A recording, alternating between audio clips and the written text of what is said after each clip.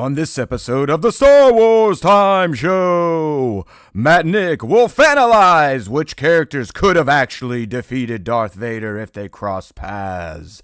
How about Yoda? What about Starkiller or Jar Jar Binks' ghost? You'll have to stay tuned to find out which characters may be able to best the Dark Lord of the Sith. Of course, they'll end the show with the question of the week responses and the latest round of top 5 Star Wars fan honest features.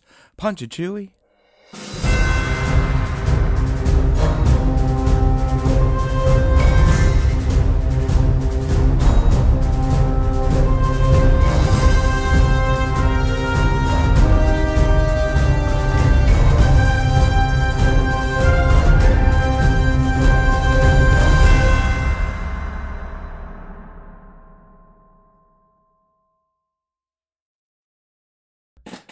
Hey now, everybody! Oh my goodness, did that suck balls. Man, I spent a good amount of time yesterday trying to figure this shit out. And by this, I mean the vertical live we are now doing. We've got divided in there, Sir Dork, Michael Kramer in the vertical. Over in the horizontal, we got the usual crowd, joined by one Afrozone, a.k.a. Eric Mikolai. What's going on, people? We got Nova in there, Bat. Who else? Who else showed up? Joey C. League. Yay! Look at them. They're having they're having a good time. Nick was in there quelling the villagers because they're getting a little upset. Like we say, we usually start the show 5 p. Easter as close as we can get. And the reason we were delayed today is because we're trying to do a vertical live and horizontal at the same time, which is happening. But you're probably like, damn, it looks like shit. And that's because last second I realized that Nick's camera is not coming in the way I anticipated. So today on the vertical, it's going to look wonky as shit. You're going to see a little sliver of me and then a big chunk of Nick, but there's just really no way to kind of figure this out right now. And we're going to have to do this offline and whatnot, but that's where we're at. So we're rocking it vertical. Who knows if that's actually going to do anything for us, like YouTube is saying. But we're trying it. And yeah, chats are separate, which sucks. I do not get that. So yeah, there's no way for you all to combine them. The way YouTube does this right now is fucking stupid. You have to create 2 different live streams to send the 2 different signals. So you guys are in different sandboxes right now, which is dumb. The only workaround to that is you all then pull up the horizontal version so you can chat. But that is not a Matt problem. That is not a Star Wars Time Show problem. That is a YouTube problem. At best, we could figure out a way to get the chat to show up on screen, but I'm kind of burnt out from doing technical updates this week, and in the end, it doesn't fucking matter because it's not really going to get us more subs or views, and that's what I care about. I love you all, but I'm not going to drive myself nuts trying to figure out stupid shit. Okay? So we'll figure something out on the vertical stream so it doesn't look as wonky as it does now. It's driving me nuts. I know it's probably not as bad for all of you, but for someone like me that gets real OCD and anal about this shit, it's pretty much all I can think about. So I digress. I'm gonna try to get beyond that stuff. We're gonna talk some Star Wars time like we always do. I've noticed I don't even have half my screens pulled up because I was pissing around here, but oh well, who cares? We're here. It's Wednesday, and there's always time for Star Wars time. You know what I mean? All right, my friend. Well, we got through that shit. Well, not yet. The show's not over. Something could always blow up. Yeah, that's right. That's right, B-Mad. We're here to doom scroll, hopefully. But I'll get this shit fixed because I can't stand it. So anyways, if you're new here, we like to do a little Ask Us Anything to kick things off. Then we'll get in some pop culture talk. Not a bunch to talk about this week. Skip the movies. So we'll get right into our special topic of 15 characters. That's right. I thought there was only 10, but Nick gave me 5 more. 15 characters that could defeat Darth Vader. So that's what we'll be getting. That's the meat of this episode. But before that, let's see what they want to know from you and I, my friend. All right. We'll hide the browsers. There we go. Okay. That still works. That's a bonus. Yay. Yay. Thank you, technology. You don't always suck ass. We got a good amount of questions, okay? And there's some fun ones. I do got to give credit to the Spa Spencer family. They really do cook up some fun questions. Blanche has 2 for us this week. I saved the rest of them for future shows. We appreciate you, Blanche, and we speak your name, but we could not let you dominate with questions this week. All right, so Nick, Blanche wants to know, what is the best pasta noodle? Because she believes angel hair and fettuccine are overrated. It depends on what you're eating, I think, mostly. If you're eating like a creamier pasta, I think linguine is really good. But if you're eating like a tomato-based pasta that's a little bit more chunky, I really like rotini noodles because they have those like little grooves in there, and then all the good tomatoey stuff. They're like the squiggly ones, right? Yeah. Those are like the little I know all the professional names. Yes. But those are the 2 that we use most at our house is linguine and then rotini noodles. So yeah, I mean, I guess I'm pretty basic, Blanche, because I think a good angel hair, if it's cooked right, al dente, not mushy, is fantastic. You can just shovel that shit in. I also love the thicker noodles like fettuccine and linguine. But recently, my kid, and I know it really shouldn't taste any difference, but I've kind of gotten into rigatoni noodles. I don't know, it just makes the whole pasta eating experience taste slightly differently, and obviously the textures, the chewing is a little different. So, yeah, there we go. Let's go at Utini. That's right, Nova. All right, next up from Blanche again. What are your thoughts on Boo Baskets over commercializing? I don't even know what the hell that is, Nick. Yeah, I don't know what they are either. So my old Generation X ass has no clue what this is. I'm guessing it has something to do with Halloween. Is there not like a new Easter bunny for Halloween, and we put out Boo Baskets and he gives us stuff? I mean, what are we talking here? Yeah. Anybody know Boo Baskets? Let us know. Looks like I don't know what they are. Joe Coughlin might know. He's got a strong hate it. So what the hell is a Boo Basket? All right, we'll see if anyone. Let's move on. Yeah, if anyone comes back to that, we will gladly answer it. But for now, we have no fucking clue what that means. F Boo Baskets, one night only for candy gathering. Oh, trunk or treat. Okay, yeah, I've heard about that stuff. Yeah, one night you go out on Beggars Night, Halloween, whatever it is. If you're in a stupid town like mine, it's probably not on Halloween. That's the only day you go out and get candy. Thank you. You boys getting excited for S Crew. No lore expectations for me, which is refreshing. This is coming from Rippick Tan. What do you think, Nick? You getting excited for Skeleton Crew, or are you just kind of a little timid on this one? I mean, I'm always excited for a new branch of storytelling and new characters and a new area of the galaxy. So yeah, I'm hyped for it. I mean, I don't have any expectations because I feel like this is definitely a little bit more targeted to the younger demographic. So I'm not expecting like Acolyte level of like mystery and violence or Andor type of thriller suspense stuff. I think that this is just going to be like a really nice little jaunt through a different part of the galaxy. But yeah, I'm excited. Listen, I'm a Star Wars fanboy.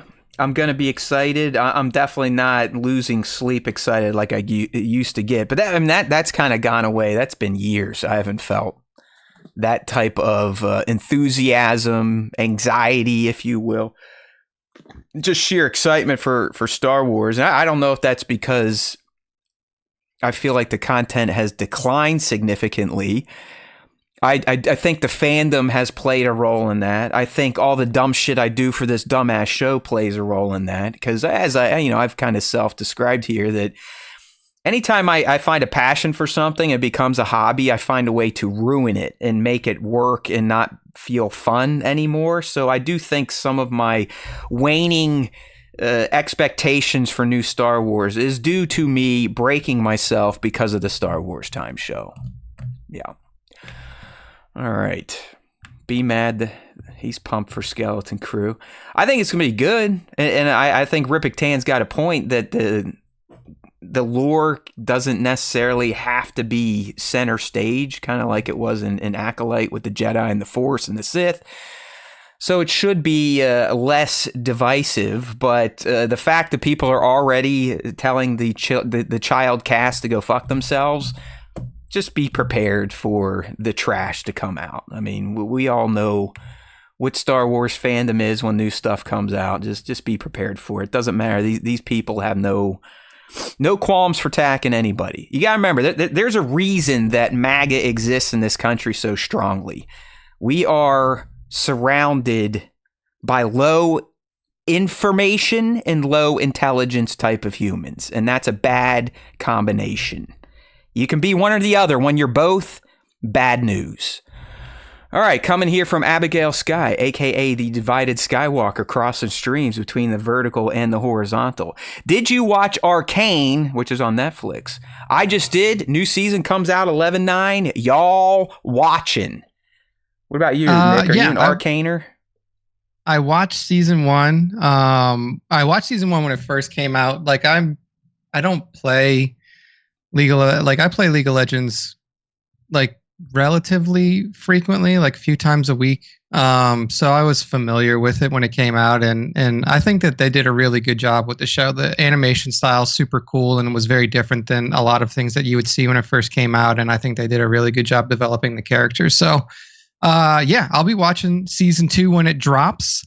And excited to see where Jinx and Vi end up in their journey. Yeah, listen, Nick knows way more about it than I do. I watched it, it feels like years ago at this point in time. This is another one of those streaming shows where you have to wait 3 or 4 fucking years to get to the second season. And at least Netflix was like, this is it. So it sounds like these people are at least going to be able to finish their story.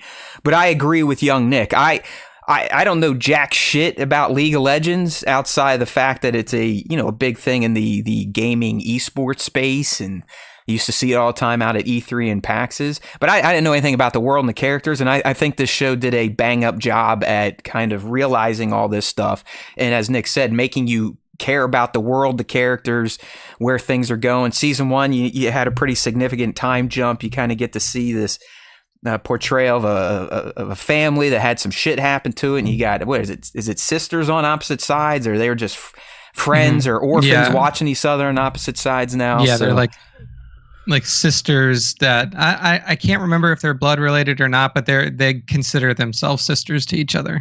Yeah. So quality stuff. Divided, well worth a watch, and like you, definitely excited to catch the final season coming up.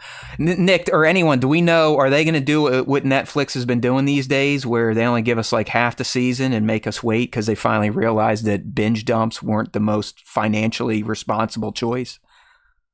I don't know. I'm not 100% sure how they plan on doing their release for this one. Because I was bummed out. I got through like the first 5 or 6 episodes of the final seasons of Cobra Kai as they're headed to the Saikai Tai, and it just stopped. They're like, "Oh, you got to wait till next year or something." I was like, "Shit." Yeah, extend your series out. Make people keep their subs active for longer. Makes sense. You know what I finally started watching? You recommended it. I'm just taking me forever because I didn't have Hulu, but Shogun. Shogun's good. Although I listen, man, you are a better dude than me. We got Hulu with ads through the Disney bundle. I literally want to stab my eyes out every 1 minute and 40 block of ads in between the story. It's just You've already forgotten the time where commercials were everywhere, all the time, no matter what I've just you were been watching. so used to no commercials that it's jarring. I mean, I can't help it. Every time I'm reaching for my remote, like I can fucking fast forward the shit. So I'll get over it. Quality show though. I love historical dramas. All right.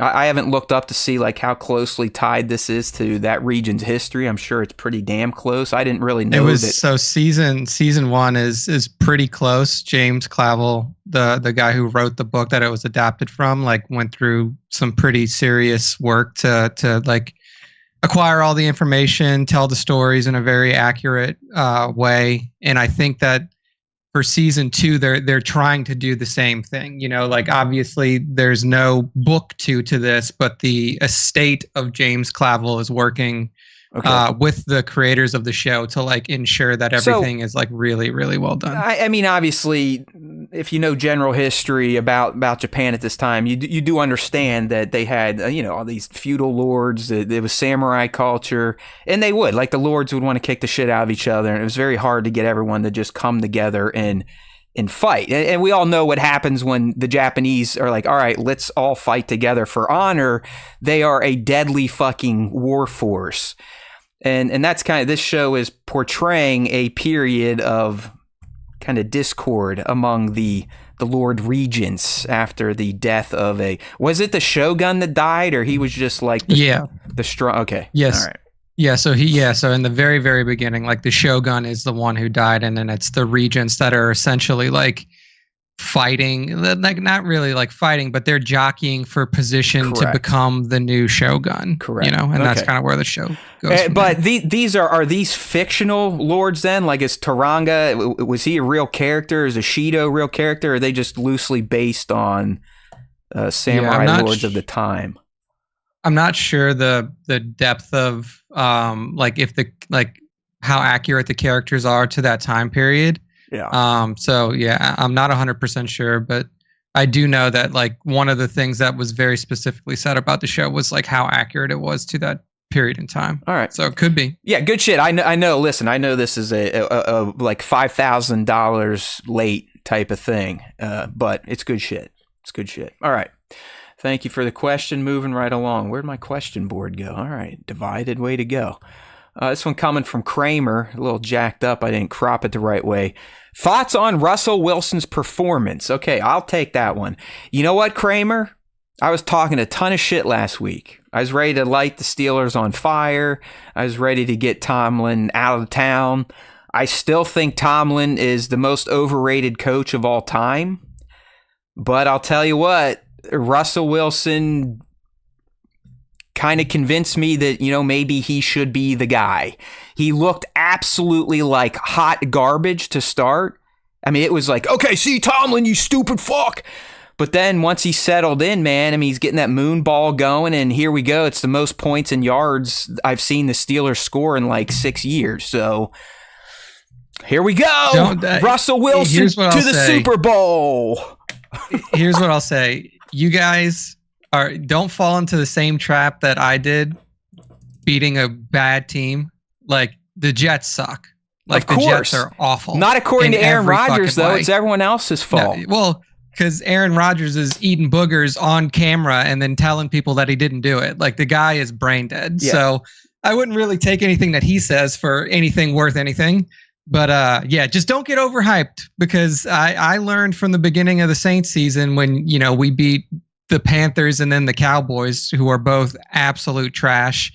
I was like riding the high. Yeah, we're going to do it. But Saints suck, mostly because our entire team is injured. So to answer my portion of that question from Kramer, he's saying Nick, who should the Saints go after? Nobody. I don't want us to go after anybody. I want us to lose out the season. He's asking fire coach. This fucking head coach. Right. No, so if they fire Dennis, who do you want? Do you want the OC from the Lions that turned down a bunch of head coaching jobs last season? Or do you have anyone in mind? You want Peyton to come back? No, nobody in mind. Just not this guy. Like, this guy, like Dennis Allen is one of the worst coaches in NFL history. If you just like look at his tenures on the teams that he's coached on. So there you go. Rory's saying quit for Quinn. Quit for Quinn. Quinn Ewers from Texas. I don't want Quinn Ewers either. Yeah. Quinn Ewers is not going to do well in the NFL because he does not move. He does not move. I mean, we're not going to get Manning because he's got to, he's going to play out his career. It would be nice, though, if we did get him when he did come out. His uncle said, I'm not playing for you. I want to play for the team I want to play for. So you never know with the Manning family. They hold a lot of fucking weight with the NFL, bro. That is true. So, I don't want Quinn Ewers. Quinn Ewers against an actual SEC defense looked like he was lost. It was bad. They cost me a lot of gambling money on Saturday. Those fucking Longhorns did. Yeah, like people were like, "Oh, he looks so much better in the second half." I was like, "He looked better for 8 minutes of the third quarter, and then he looked like shit again." Yeah, like he absolutely has no ability to move outside of the pocket. He doesn't even really climb inside of the pocket that well.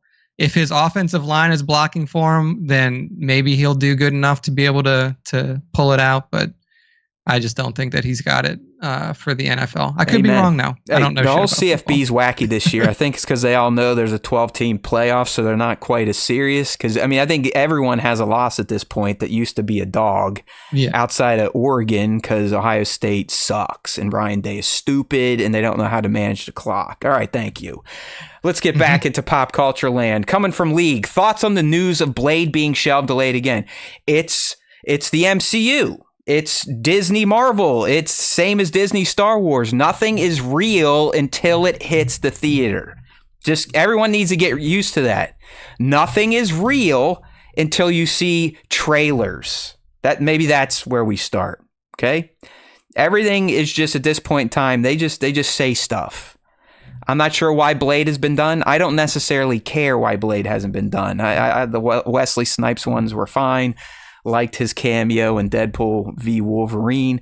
I know what Marshala Ali was supposed to, I think, take over the reins for this, but kind of like what they're doing with Star Wars right now. I think Disney Marvel, while they have more active things going, they're bumblefucking. They don't know what to do.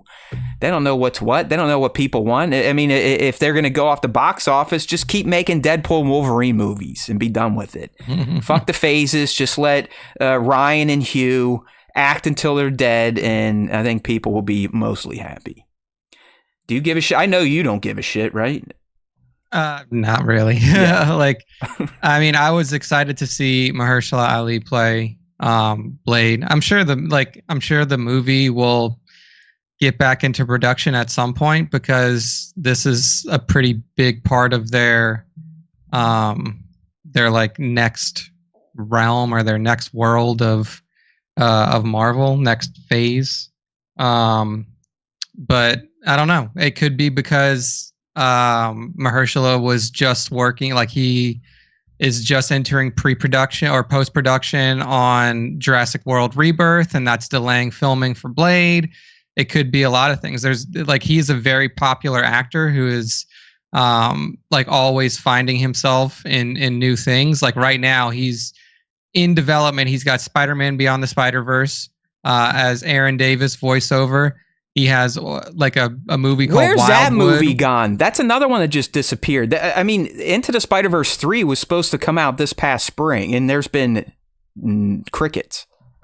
Yeah, I mean, I'm not sure where those movies are sitting in terms of their production. And then he's got Jurassic World and Blade. So, I mean, he's busy. I don't know if it's because he's just got a lot on his plate that they like delayed it or not. But yeah, I mean, if it comes out, it comes out. If it doesn't, it doesn't. Like, don't you think though? I would like to see him. A lot of shit had to change because Jonathan Majors was their Thanos, and then he's going out and beating women, and now he's not. So then they had to bring RDJ back. So it's almost like they're, because of that, and because the phase 4, phase 5, and into 6 were kind of failing anyways. It just feels like they're doing a behind the scenes pivot. Like, we're just going to go this way now, and we don't really need to tell you people where we're headed. I think what we got at Comic-Con, that's the new roadmap, and everything is going to kind of now funnel into or come out of RDJ's Doom shit, whatever movie he's going to debut in. Okay. Maybe so. Yeah, I don't know. Scion XTC. If you could open a restaurant, what kind would it be, and what would you call it? Ooh, that's a good one. This changes every 6 months because every so often I have an idea for a food truck or a fucking restaurant or something. I remember one that I had when I was, I don't know, probably like when I first moved to Austin, 2015, 2016, somewhere around there. Austin has a lot of food trucks. They have like food truck parks. They have food trucks that are attached to like breweries and wineries and stuff like that. And I wanted to make one that made that was like a tacho truck where it was like tater tot nachos, because that's what drunk people want to eat when they're like going out and stuff. Oh yeah. So that was my idea, and then a lot of food trucks started doing that at some point after I had that idea. So beat me to it. What would have been your name if you could have ran that? I don't know. It probably would have just been like tacho something. Nikki C's tacho truck. I definitely would not have put my name in it. Young, but it would young have been Nick's some weird potato shit. shits. Maybe so. Maybe so. Okay, I think food truck's a great idea, but listen, I am a disciple of the Chipotle system. It doesn't just have to be for Chipotle. You know, Bibi Bop adapted it, Mod Pizza adapted it. So I would do it in that vein, and I would just call it Fat Mats. And I don't know what the main food would be. It'd probably just be Chipotle, because that's my single most favorite restaurant on the planet. And it has been since I've been about 20 years old. I remember when Chipotle, you literally, you didn't know if it was going to show up in a certain state. I remember when I was getting relocated, Nick, in my young 20s down to Texas and then Detroit. First thing I'd look at is like, all right, do they have a Chipotle, and how close is it going to be to the city I'm living in? And unfortunately in Detroit, I would have to travel upwards of 30 to 40 minutes on the weekend to go down to Ann Arbor as a whore to get some Chipotle. But I love that place. I love that concept. It's like a stationary food truck. I just like the fresh food, let the idiots pick what they want, shovel it on, get the fuck out of line. All right. EKU Rory, would you sacrifice a pinky finger to be in live action Star Wars film or show? Yeah, 100%. It would be a film though. I don't know if I would do it for a show unless I was like the lead character. But I've been trying to think what I would need this thing for. It would probably fuck up my golf game a little bit, but I suck at that anyways. And I don't really use it to pick my nose, pick my ass. So I think I could definitely lose a pinky to be in Star Wars. I would not. No, you're not. You're keeping I would that. Not. No. A good version of Cracker Barrel. They must be on like a what delay. what kind of character? Like, would I be the lead character, or would I just be some schmo in the background? He said to be in it, so I'm saying I'm gonna be like one of the guys. So yeah, I'm cutting off a finger for that. So to be a lead in it. Yeah. No, because I don't want to deal with the online harassment. I'd rather keep my pinky. Yeah, they'd be like, look at that asshole. He doesn't have a pinky. And Nick was like, fuck, I did that to get into the show. Shit. Yeah. No. Yeah. No, I would not. At this point, if I was like an extra, like it would be cool to be an extra in a Star Wars show, but like I wouldn't give anything to do it. Ain't worth it. No. You could go like pre-circumcised and then, get circumcised, right? Because then, it might hurt for a little bit, but it's not as bad as losing a pinky. Yeah, I'm not going to lose. I'm not going to lose anything. I won't lose BMAT saying lose a pinky and an acting career. Yeah, exactly. Exactly. And that's kind of where we are now. From Sir Dirk over in the vertical We Can't See You chat, he's saying he'd love to go to Young Nick's potato shits. So there we go. I think you got it. The vertical did. The vertical's pulled in 44 views over 37, so it's doing something. I just do not like how janky it looks, but I'm getting there. I might have an idea on how to fix this at some point in time. All right, good one there, EKU Rory. I'm losing a digit, Nick is not, and if you offered it, I'd also get recircumcised to make it. Nova Toymation, when do you think we'll get a trailer for Andor S2? Star Wars Celebration Japan, April 2025. Yeah, that's what I was going to say as well. We won't get one before the end of 2024. There's no reason to. They're going to save this. I mean, hopefully the reason we don't know jack shit about anything these days is because they have been sitting on it for the past 2 years waiting for Celebration Japan to really make it special. So I'm thinking April is the soonest we're really going to get any news of note about future Star Wars, including a look at Andor Season 2, at least a sizzle reel. Hey, look at this. David Chavez coming in big. Don't worry, Chavez, we had you. We had you covered. We appreciate that super chat, though, brother. We love you, man. Yes, loving that Darth Maul. And David has his Vader kitty, I think, stage 3 at this point in time. David is asking Star Trek or Star Wars, young Nick. I mean, I watch Star Wars more than I watch Star Trek, but I think that the recent Star Trek content's been pretty good. I haven't watched all of it, but what I have watched has been pretty solid. And I think they're just two very different franchises. It's hard to actually compare them because they're very, very different in terms of the content. And I think that they get compared a lot because their names are so similar, and that's about it. Like, they're sci-fi shows, and their names are similar. But if you really look at the content, it's not even close. Like, I guess the closest you could get is like the Abrams trilogy, which definitely moved that into more of an action-oriented direction. But there's still no real fantasy elements like Star Wars has. Yeah, not a lot of like fantasy elements, just like straight sci-fi. But obviously, I like Star Wars more because I do this show and I have a bunch of Star Wars tattoos, and I have no Star Trek tattoos. Yeah, listen, no disrespect to the Trek. I love the Trek. I've been a Trek fan since day one. I mean, I was watching the OG movies, probably rotating them in between the OG Star Wars trilogy. The only movie I think is just butt awful, and I would never watch it again. Star Trek 1 sucks. Okay? It sucks. And I think it sucked because I never saw it. I saw the other ones first, where those are very action adventure based. 2, 3, 4, 5, 6, and then 1 is just it's awful. Either way, Star Trek good. Bill Shatner, the man. He's like 100 years old, still has his toupee, still going, flying to space, doing his sing-songy, talky shit. So he's always been fun. Obviously, being a huge Stern fan, I love when George Takei comes on the show and announces for them. He is a classic human. But it is, yeah. I mean, Star Wars grabbed me, and I think it is because of the fantasy aspect. The ships are cooler. You got the guns are cooler. The weapons are cooler. You got lightsabers.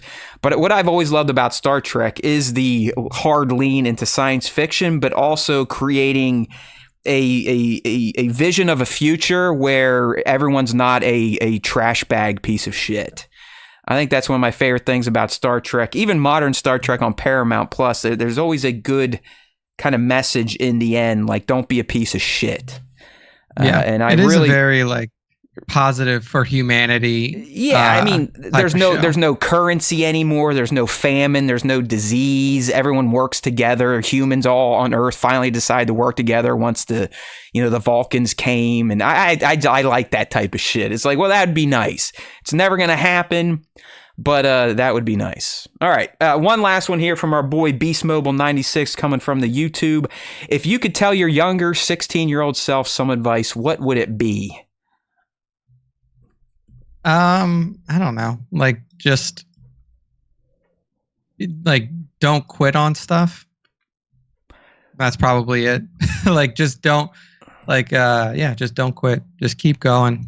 That's the most important thing in life, no matter what you're doing, is just to overcome the adversities that you're facing and push through. And I think that is one of the most important lessons that somebody can learn young. So I would probably impart that wisdom onto myself. That's pretty astute. I was going to do something stupid, but I mean, I have something similar. It's just, mine would be to take more risks. I took a few risks. They paid off, but I didn't push them. I didn't push the envelope. I really feel like if I ran with it and gave up my teaching career, I probably could have made a living in the gaming space somehow. Potentially even here in Star Wars, but I've always held back because the comfort of having a 9-to-5 career with a pension and lots of time off, it kind of made it easy to not take the risk. Does that make sense? I turned down a few opportunities in my 30s that I look back on them, and I wouldn't say I regret, but I do wonder what if. And a big one is, what if I would have entertained the opportunity with the Stern Show more than I did?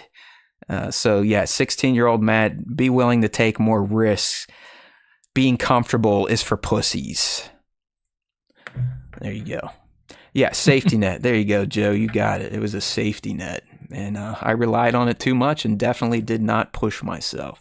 The other one would have been, hey, dude, in 2005, when YouTube shows up, just start posting videos, because you're probably going to be famous like Markiplier and PewDiePie, all those other assholes that started right when it started. You just had to upload a video of yourself spinning around with a broom as a lightsaber, and you'd go viral.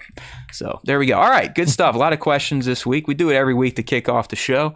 Usually our first hour or so of talking, but now it's time to transition back over to the browser.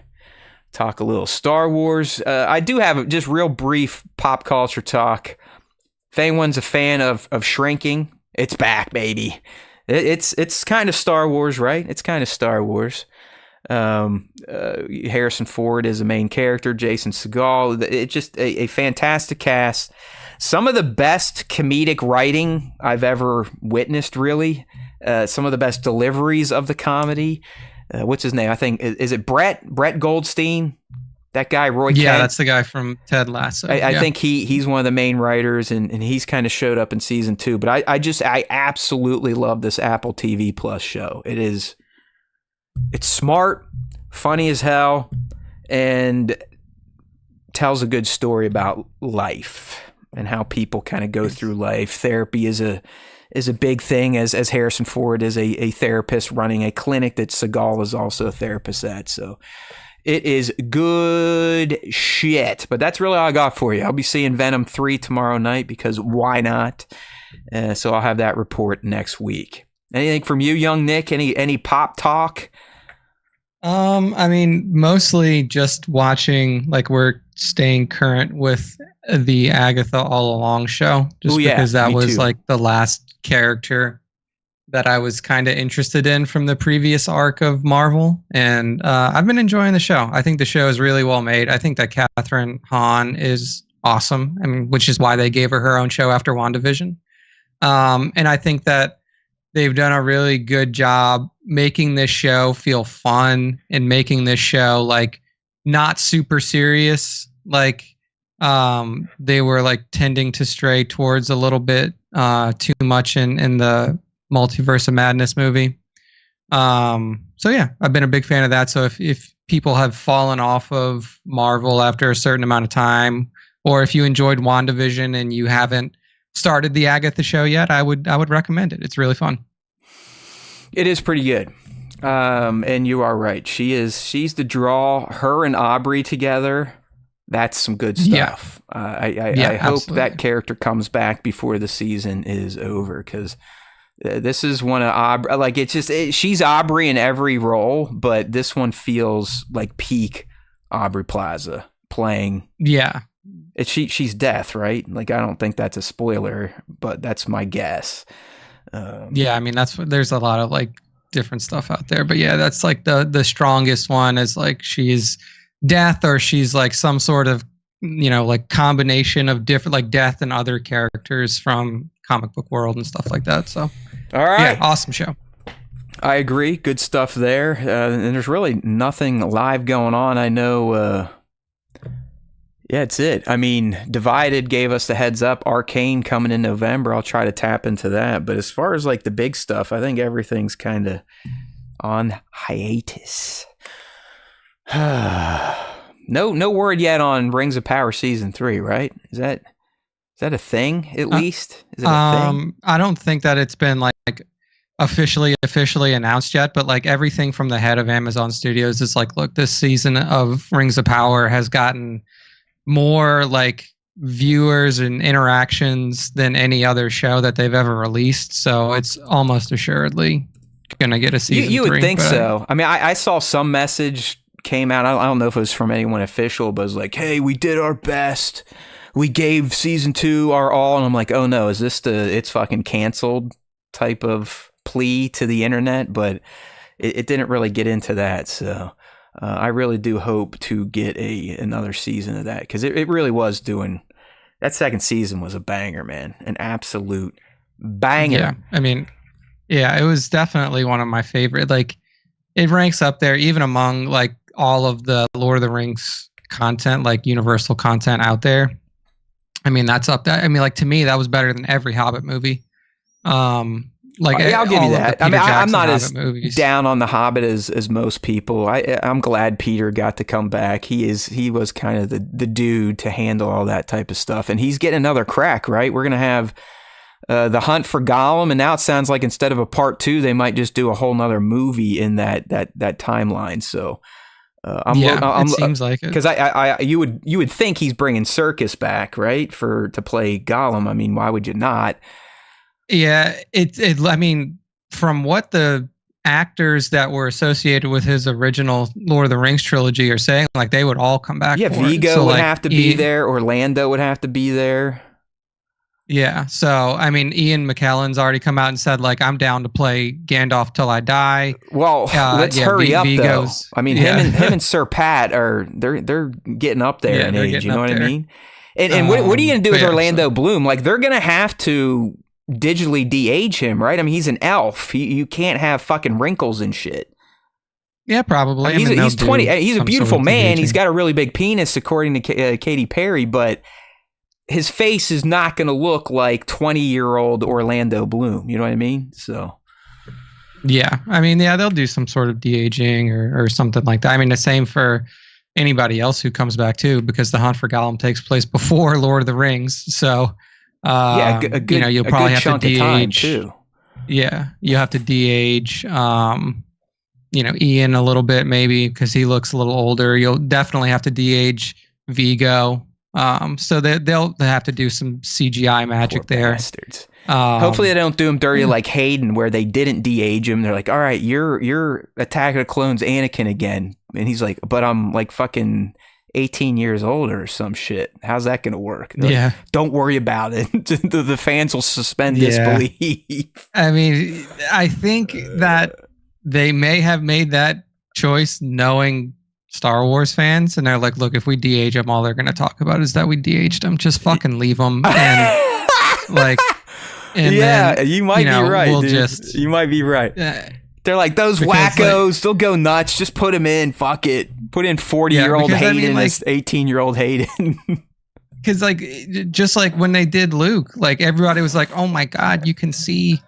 I don't even know, dude. Like they came up with some bullshit. Like they're like when Luke came out at the end of season 2 of Mandalorian, people were like, after the initial shock and everybody was like super happy about it, then it turned into like, well, you could see pixelation let's under burn his it nose. down. Yeah, let's burn it down. I mean, you are right. It has gone through the full Star Wars cycle of this is awesome to boo, look how fucking stupid it is to that is one of Luke's greatest moments of all time. So as Mando Pirate says, we can't be pleased over here in the Star Wars universe. All right, buddy, it's time to cross over to this week's special segment. We've been doing one a week because Star Wars, as I discussed with Connor from Beyond the Dune Sea this week, is pretty much DOA unless you are go-getters like Nick and I and you just make shit up, or like they did, and it was kind of cool. I'm about ready to go try to find some old issues of my Star Wars Insider. They went back and read some issues from the 90s to get some hot takes on the OT and whatnot. Kind of neat. Check out their last episode. This week, I don't know what they're getting into, but they always go live Friday. Give them a look. But anyways, Nick, I'm always looking for stuff to talk about on this show. And over the summer, this Screen Rant article popped up. So if you're on the live stream, either version, I know Nick's a little off cue on the vertical live. We'll get that figured out before the next show. I think I have an idea. I somehow got to slide your video under mine, and we'll figure it out. But Screen Rant ran this post. I saved it for a rainy day, as we do with our special topics, and the title was 10 Star Wars characters who could actually defeat Darth Vader by Liz Declan. So that's where we pulled the original 10, okay? So, I mean, she had Yoda on there, Obi, got Palpy, Lukey, you've got Plagueis, Starkiller, Mace, Revan, Anakin, and then Bane. And then my buddy here is like, you know what? That's not enough. I want to tap into my specialty.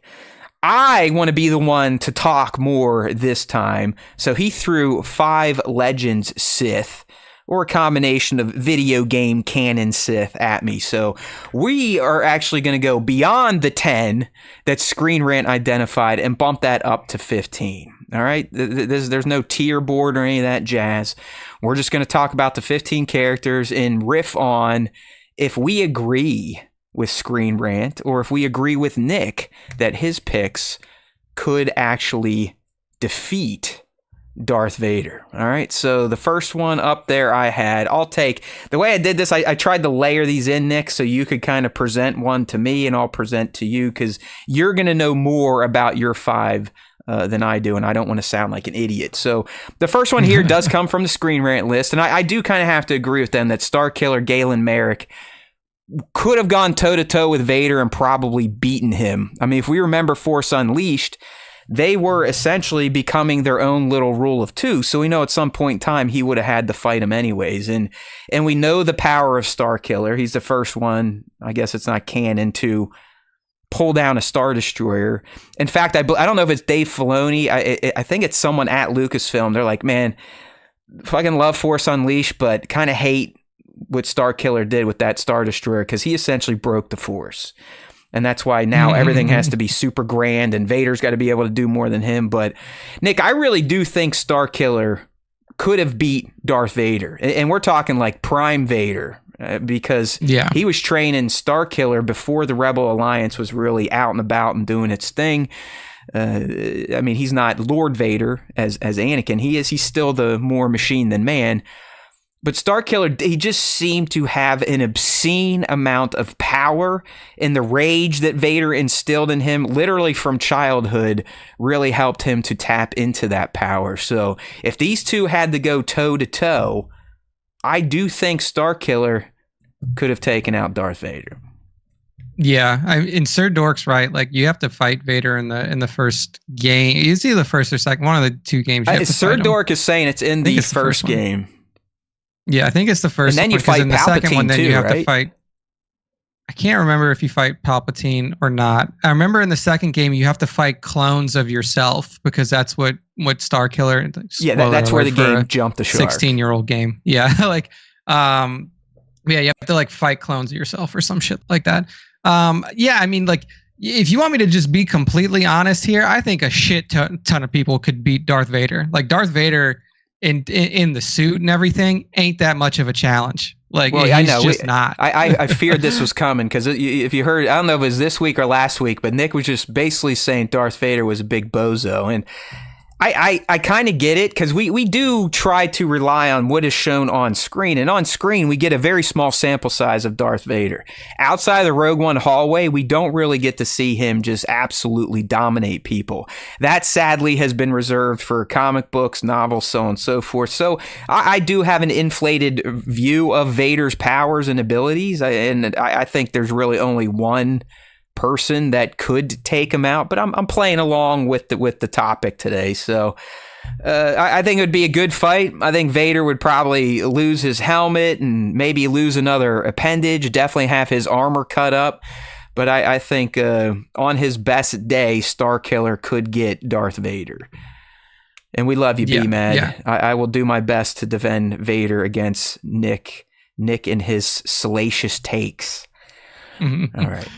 Yeah, I mean, I think the problem with Vader is that he was made in 1977 and everybody else was made after that. So like it's an age thing. And also the fact that George just chose to say that, like, because you don't have limbs, you can't do any cool Force shit. that does limit him, but I don't know. Yeah.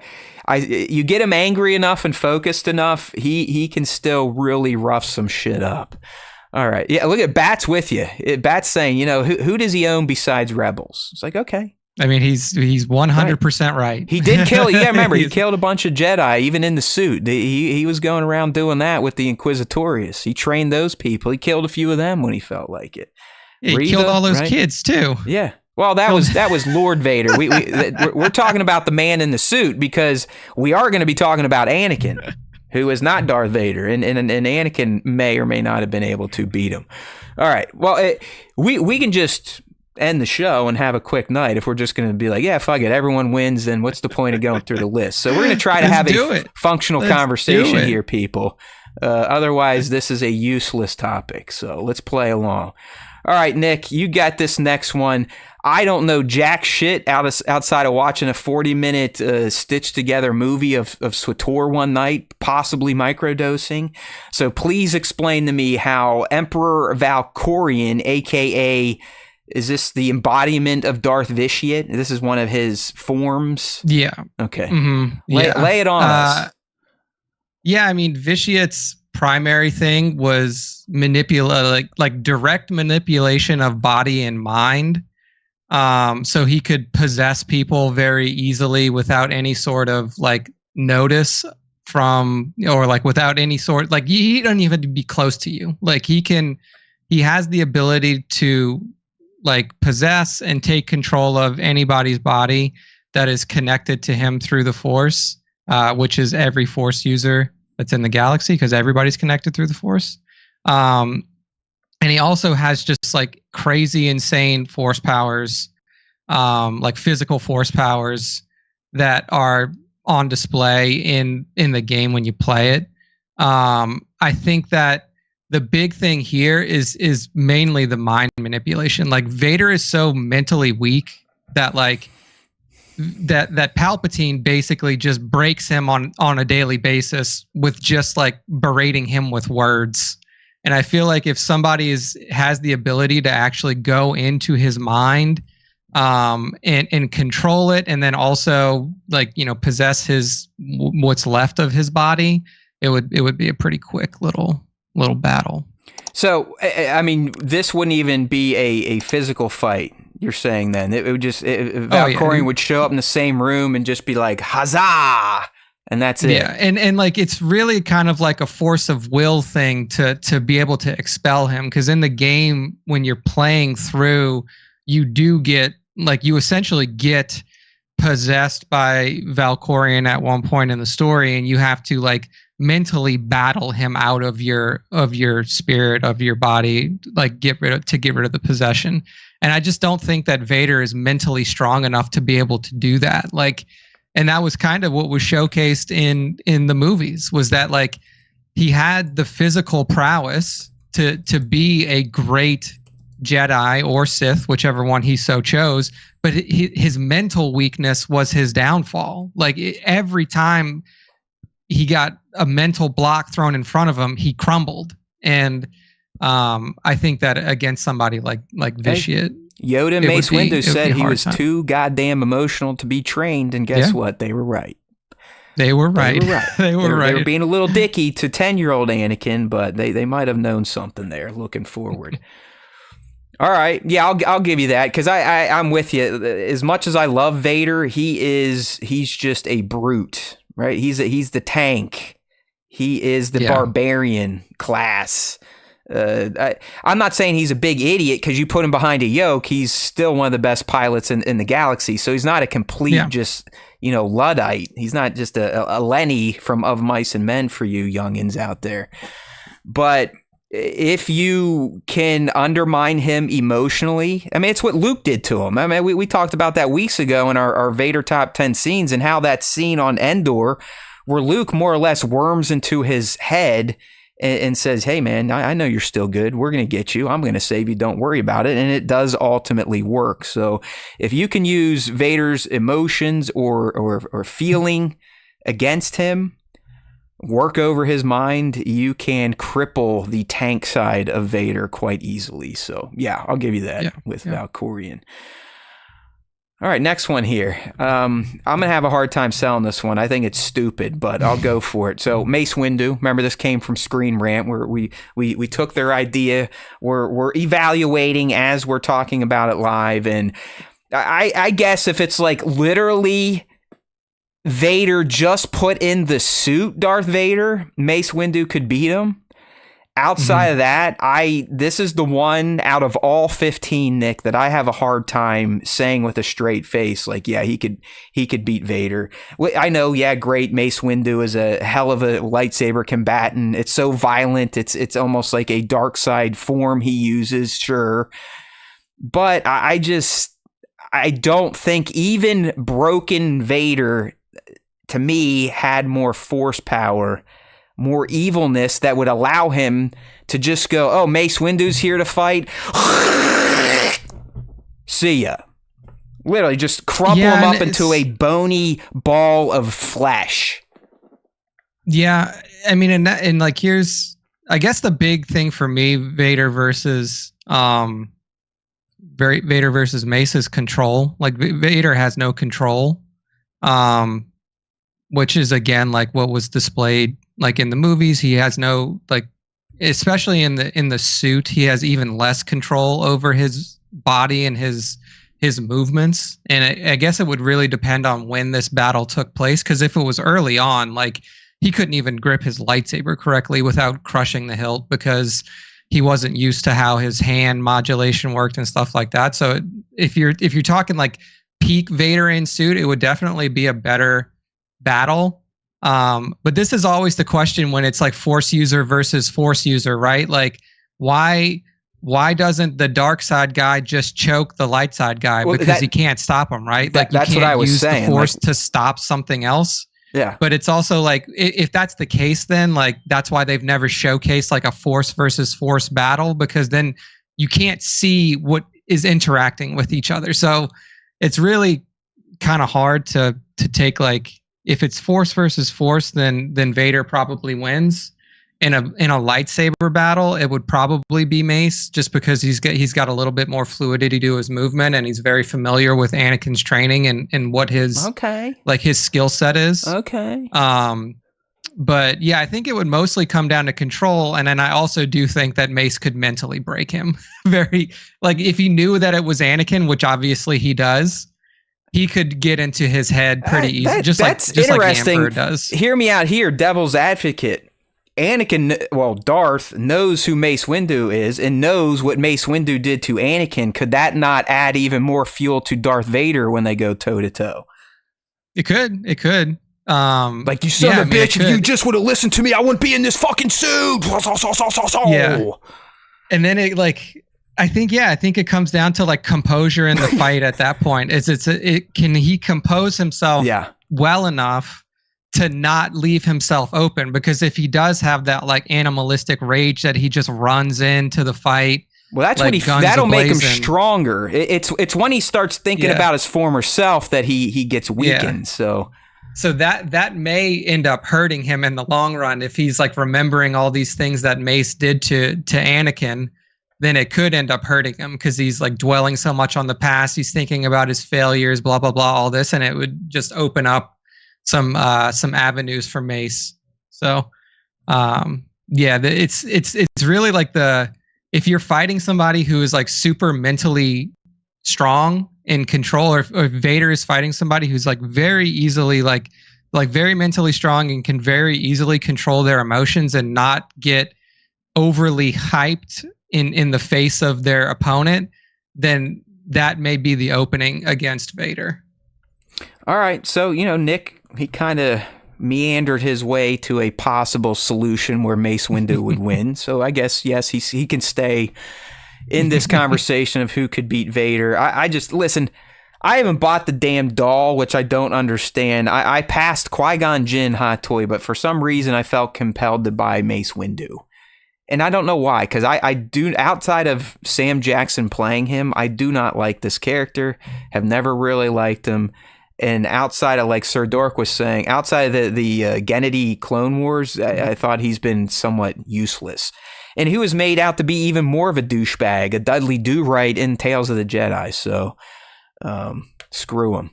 All right, Nick, here's one for you. Oh, well, I mean, this I'll almost concede, like, yeah, no shit. We got Malgus up next, Nick. So go ahead, lay down some Malgus lore for us. I mean, Darth Malgus is essentially like I mean, he's Darth Vader without needing robot legs and arms, right? I mean, he's just a hulking mass of a human. Yeah, like he is just a giant being that is incredibly strong. Even though you can see that he does have some appendages, or like some appendage covers and like a suit of armor like Vader does, he didn't lose all of his limbs like Vader did. So he's still able to channel lightning, which Vader can't channel. his brutishness is crazy though. Like if you just watch Malgus fight in some of the, and again, like we know what we're doing here. Like Malgus is a character that was created in like 2012. And Vader has a Nick, very limited range of motion. You have to argue they kind of based him on Darth Vader. Yeah. This is proto Vader, right? For sure. I mean, he even like, has a white head, for Christ's sake.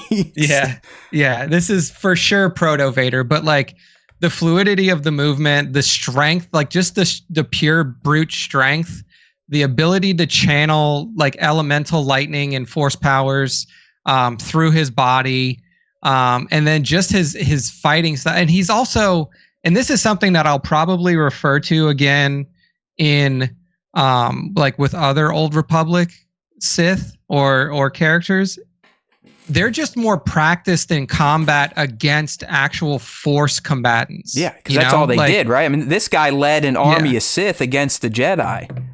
Yeah, exactly. So like he's used to fighting the best of the best Jedi, like on the planet, like in the galaxy. It's not just like he's cutting down kids or he's fighting like old people who are, you know, that was Lord Vader, like that. Nick. Like, come on, don't give Darth Vader credit for the babies. But you're right. But it's just that level of combat. Like, you know, if you can be the best karate combatant, you know, in your dojo, but if you go up against a guy who's like a 3-time world champion who's fought the best of the best constantly, you're going to get your ass kicked. And like, I feel like that's kind of what it comes down to with Vader a lot of times with Old Republic characters, is that he just doesn't have the experience fighting that style of combatant. So I think that gives Malgus an edge, and just like he's just like Vader +1 on everything. In terms of just like his bodily like abilities and his capabilities and stuff like that. Yeah, B-Mad, he's bringing up the scene, right, Nick? There's a, like, he just basically crashes into the temple and is like, let's fucking throw down. Dude, I love that. That was one of the launch trailers. Right, for that he's game. like, okay, and yeah, like I want to play this. Yeah, that alone, I was like, oh, I'm going to play this game. Yeah, because it's like they crash a ship into the Jedi temple. The Jedi have no idea what the fuck's going on. The hold opens, and then you just see a bunch of red lightsabers ignite, and you're like, oh, shit, it's on. Yeah. What's the story behind that? Did he crash on purpose just to kind of make an entrance? Yeah, or he's just like, fuck it, this is the way we're doing it. Dude, it was awesome too, because like in that cinematic, it kind of shows off, it tries to show off most of the characters that you can play. Like the Sith like crash in, so you see people with the double-bladed sabers, you see people with 2 sabers with a single saber. Then you see the bounty hunters who are on the dark side. They're like jetpacking down and coming in. You see the Imperial operatives like sniping people. They did a really good job with that cinematic, and it really does show you like what the Old Republic can be in terms of like the content that can be shown from that era. But yeah, it's like Malgus fucking crashes into the Jedi temple and just like murks all these Jedi that are in there. He's like, I don't need to get out of here because I'm killing everybody. I'll just walk out. I don't need this damn ship. Yeah, no, I remember that. He is the man. And listen, I always loved Darth Vader. He's number 1. But come on, I don't even think it's a fight, to be honest with you.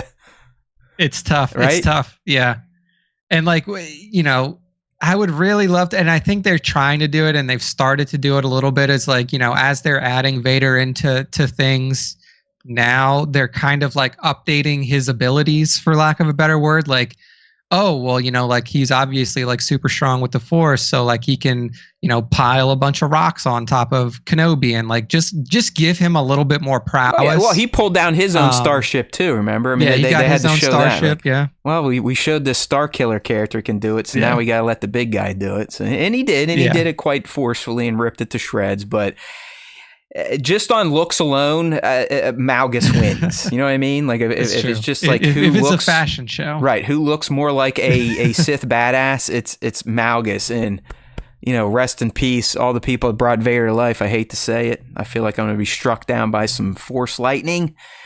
But this dude, Malgus, he is a bad man. All right. Who we got next that can beat Vader? Well, it's our buddy Yoda. Okay. We're kind of opposite. I'm a little more down on Yoda. Nick's a little more down on Vader. So we'll see where this goes. But listen, I'm not going to be a complete chode here. I do think Yoda, if focused, could definitely mop the floor with Vader. I mean, he more or less in Revenge of the Sith says, no, listen, I got to go take on the big guy because he's pretty fucking powerful. You need to go handle your bro. I think it was reversed. Palpatine absolutely nukes Kenobi in a second, and Yoda probably nukes Anakin in a second. So I could see this little guy, even though you gotta remember, Dooku didn't best him. He foiled him because he knows he's a Jedi, and he gave him something else to focus on, which was saving his two underlings. But I think no bullshit, mano a mano in a ring, Yoda, I hate to say it, man, makes mincemeat of Vader. Those little spinny flippies. And the way Vader's got to move because of the armor, it ain't going to bode well for him. I think Yoda's speed alone is detrimental to Vader in the armor. Yeah, that was going to be my main point as well, is that, like, given his limitations in the armor, it's really hard for Vader to fight against Yoda. He's just like even aside from his speed, his stature, like, he's so small that, like, Vader's got to swing down at him. And he's not the most agile person in the world. But I don't think, and the problem is like, Yoda, like, works his way inside, slashes one time across that fucking box on his chest, and he's done. Like, yeah, it takes him out. It reduces some power, as we saw Kenobi do it to him. I mean, you take out those breathing controls, he ain't gonna have the same gusto coming at you. Yeah, like, it's just hard for him to be able to deal with somebody with that level of agility. Yoda can lasers Vader's knees. That's right. I mean, that's how I fight. That's true. I'm an ankle biter. I'm a little guy. I'm like, just get on their ankles till they fall down. Yeah, you just cut him off at the knees, and then that's it. And then he's really fucked. But yeah, I mean, and then you add on top of it, like, it kind of goes back to what I was saying about Mace too, is like understanding the level of training and understanding their strengths and weaknesses. And obviously Yoda knows a lot about Anakin, like, a lot about his upbringing, a lot about his, like, how he was trained, the way he was raised, what he's good at, what he's not good at, and kind of how to push those buttons. And you could see that Yoda was doing that against Palpatine. Like, Yoda, like, in the fight versus Palpatine, is like pushing Palp's buttons. He's like, oh, you think you can do this? No way. Like, he was messing with him. You know what, Nick, do you think if he didn't push his buttons and just fought him, he might have won? Because he was essentially fueling Palpatine's rage, possibly, by being taunted, giving him more power. He definitely did, but I feel like he was trying to, like, I don't know if that probably did make Palpatine a little bit more angry, but I also don't, like, Palpatine was in such this frenzied state of mind where he's just, like, fucking laughing about everything that happens, that I don't know if it would have made all that much of a difference. But I do agree with you that the way that it should have gone down at the end of ROTS was, like, you switch the 1v1s and then you just have a Palp versus Yoda showdown for it all. And then whoever wins. Yeah, you do like a bracket. It's like, all right, well, we lost our underlings. Now it's time for us to resolve this once and for all. And then you just go heads up. And I think that heads up outside of the Senate chamber, Yoda wins. Yeah. I think it's not even close that Yoda wins too. I think Yoda easily beats Palpatine in a lightsaber battle. I like what Ben's saying here. It'll be a Black Knight from Monty Python Holy Grail situation. Yeah. Vader's down to just a stump. He's like, it's just a flesh. Woo. Yeah. He's like, I've already lost all these limbs anyway. Right, exactly. So I'm good, dude. I'm good. B-Matt, I mean, listen, Vader can definitely take some damage. Yoda can't, but I just think Yoda's going to be too fast for Vader to even get a shot in. Yeah. And we also, I think we have to come to the agreement here that when you have peak level Force users going against each other, as was shown in Attack of the Clones, a pure Force battle just doesn't work. These people have to go at each other with their weapons. They can't just sit there and duel with the mystical midichlorian power. So physical fight, he's too fast for Vader. Vader ends up like the Black Knight. on his stumps. Yeah.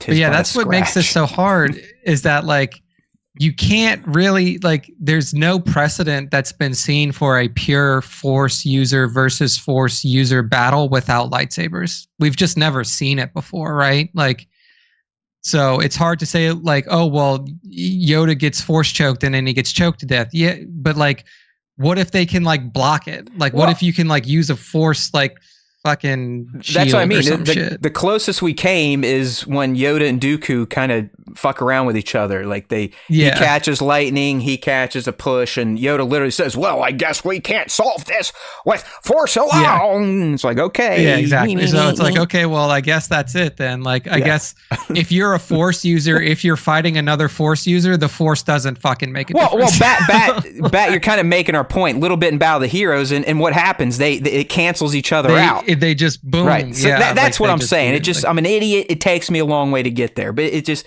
These people, as we're talking, force essentially is going to cancel shit out. It's going to have to come down to your pure melee abilities. Yeah. All right. Yeah. Yoda, we give you the victory, good sir. All right, Nick, one for you. Traya, who used to be a Jedi, right? Kreia.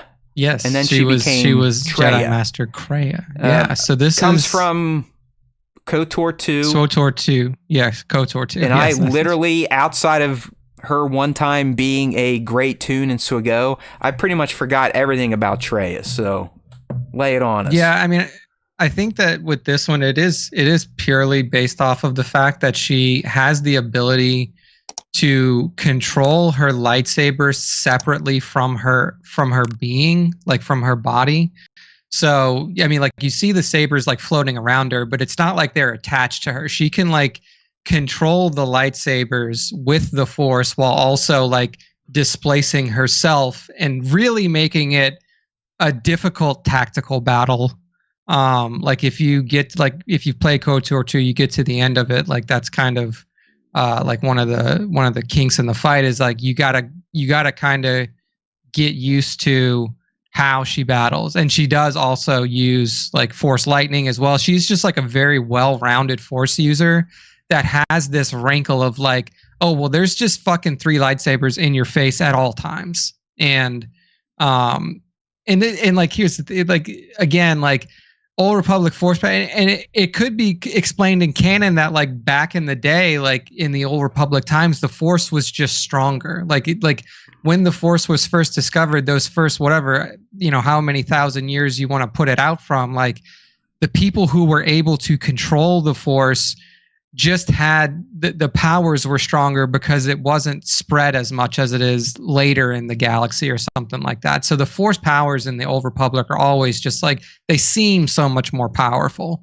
So I think that like tactically it would be super hard for Vader to deal with not only a combatant, but like 3 lightsabers that are just on him all the time. And then somebody fucking pouring lightning at him too. It's just, she's just such a hard person to fight against. Yeah, and they're in here saying, see you, Ben, saying she also is very manipulative. I think B-Mad had that. Very good at the force lightning. And as you're saying, when you're not encumbered with manning your melee weapon, you would think that's going to open you and your force abilities up even more to do, offensive attacks, counters, defensive counters, shit like that. So I too, just with the floating lightsabers, I think that gives her the advantage over Vader. It's sort of like Yoda with the speed, because those things, at least the way I've seen her wield them, they're going to be way quicker than what Vader can do when it comes to typical slashes and counters and parries. I mean, she can just wing all 3 at you like a fucking boomerang. Yeah, exactly. And she doesn't even have to be close. So it's not like, oh, well, I parry these blades and then I can move in at her. Like she can keep distance as well. And yeah, she's a super cool force user, honestly. Like I think that if you were to put something like this in live action, it would seem OP and people would be like, well, how does anybody beat her? Like, it's just stupid. Nobody can beat her. Like, I mean, she basically has a permanent barrier, right? With the lightsaber. Yeah, I mean, she can use it. Like if she's getting like really, backed into a corner, she can like bring them to herself and kind of manipulate them to deflect blaster bolts or whatever it is, like have a more defensive posture. She can use them in an offensive posture. she can like be this whirling dervish that like comes at you with the sabers and lightning at once. She has a very cool tactical ability. Like the way that character was built is to be like, how do you fucking fight her? Like, how do you really fight her? And the answer is like, you really have to like close the distance and get close.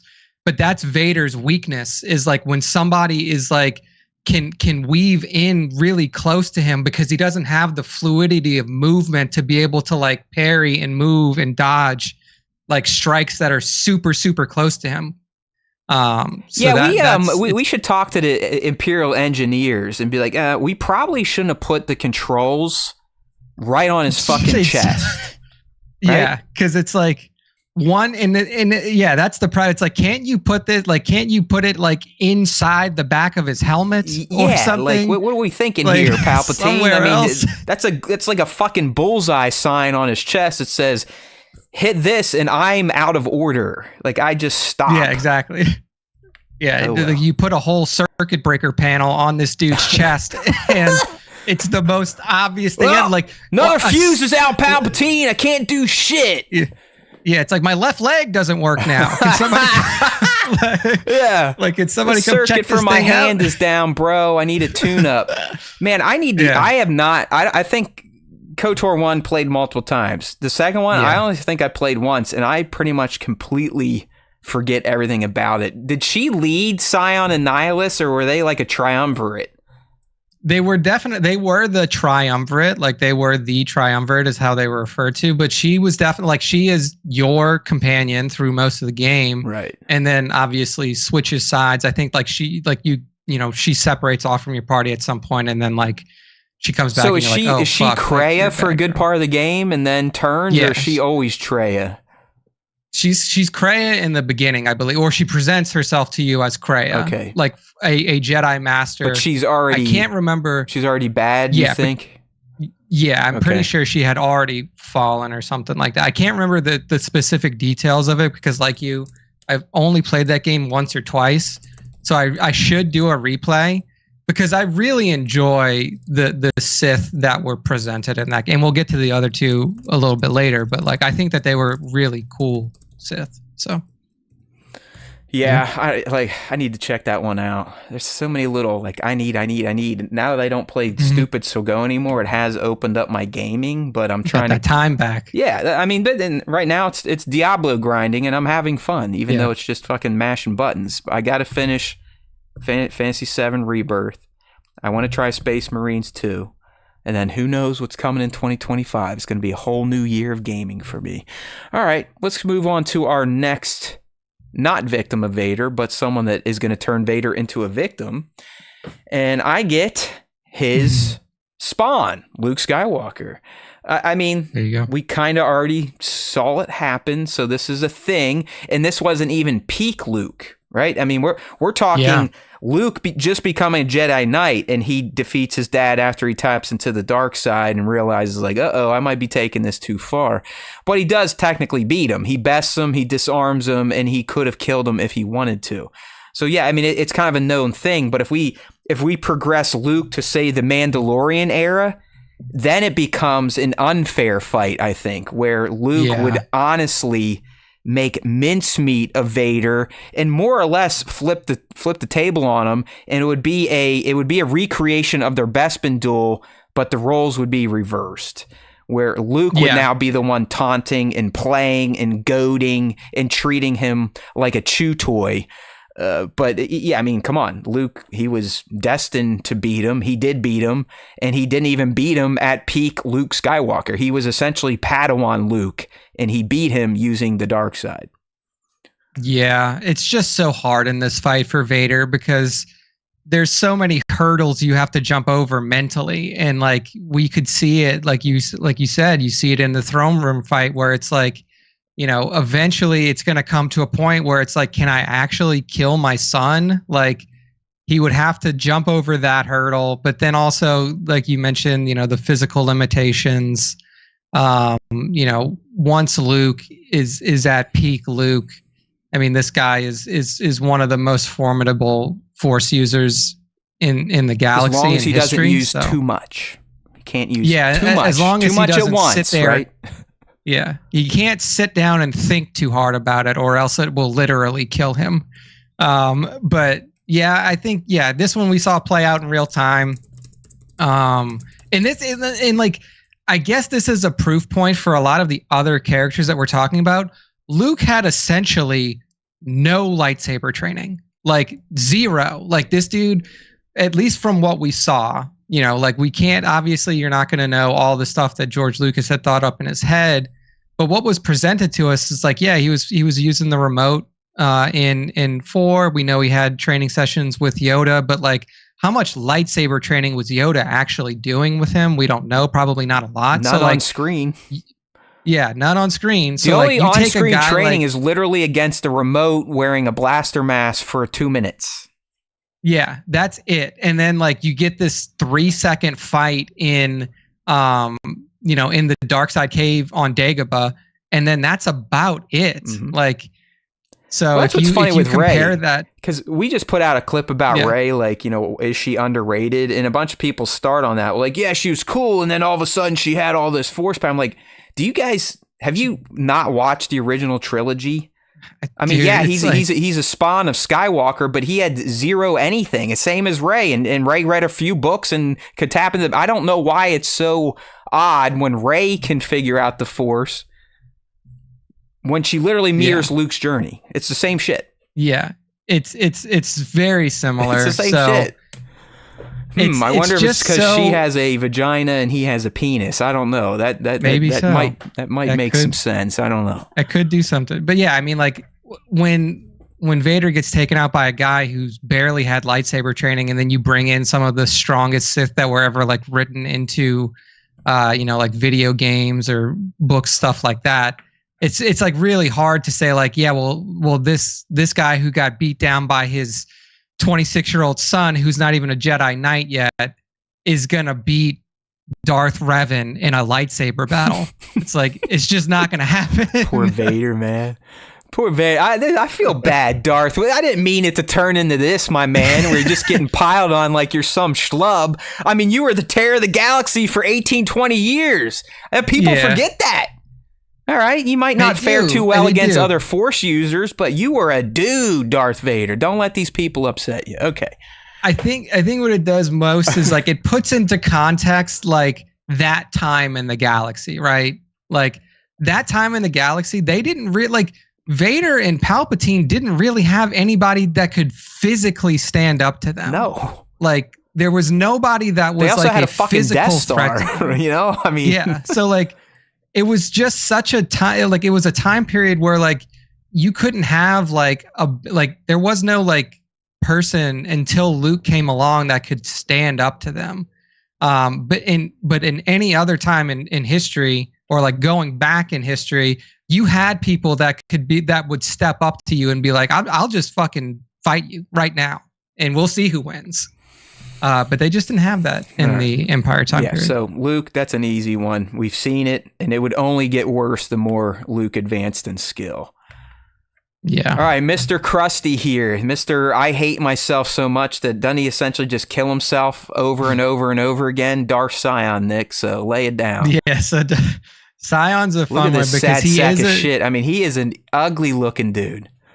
Yeah, so Sion's body is technically like decayed and shattered. Like that's why he looks the way that he does, like broken stone or something like that.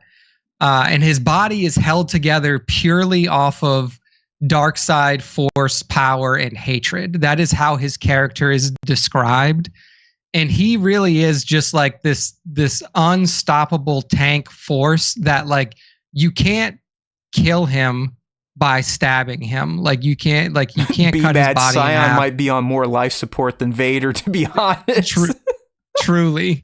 So like really, like I can't even remember how, like, because at the end of SWTOR 2, you fight all three of them. You fight Nihilus, Sion. Well, I just remember from SWGO, Nick, his moves were essentially raging out, and then if you kill him, he comes back to life. So I mean, exactly, that was his power set. Yeah. So he did the big red death force bubble. Like he'd be like, and just crush people. Oh. Then he'd rage, and then you couldn't kill him. He'd just come back to life. Yeah. So like that's kind of his thing, is like this unkillable demon type of character that like just resurrects, and like you have to he's kind of really, like I don't even know what Vader was aspiring to be, you know, kind of keep himself together through hate, right? Yeah. And fueling his power through rage. Yeah, in that similar vein for sure, where it's like I only function off of dark side power and hatred. That is what I function off of. So it was kind of like him and Malgus put together makes Vader in a way. But yeah, Scion is just like, I think that this would be the closest fight in terms of like who Vader would probably have the easiest time, or like the closest battle with. I would say it's Scion. I'm with you, because I mean, I can't even remember how you kill him. They're both broken, right? Mm-hmm. They're both not at full health. Clearly, I mean, this guy is way off the wagon. I mean, this guy is just he's not doing well. At least Vader had an iron lung to kind of help with his health. So, yeah, I mean, toe to toe, it would be a match. But I think just Scion's, the whole concept that he's more or less a demon, as you said, and unkillable. I think he might be even angrier than Darth Vader himself, and that could carry him to victory. Yeah, that would be a fun one to watch. Out of all the ones that we've talked about, I think that would be the most fun to watch. B-Mad's thinking Traya kills him in game. Again, it's Traya might Traya might have killed him. I can't remember like a lot of this KOTOR 2 storyline. I got to play that again and refresh myself. But, it's been so long. I just deleted it. I have a feeling though now it probably plays like ass. We've been, that's a problem with a lot of us old gamers. They've made gaming so much easier these days.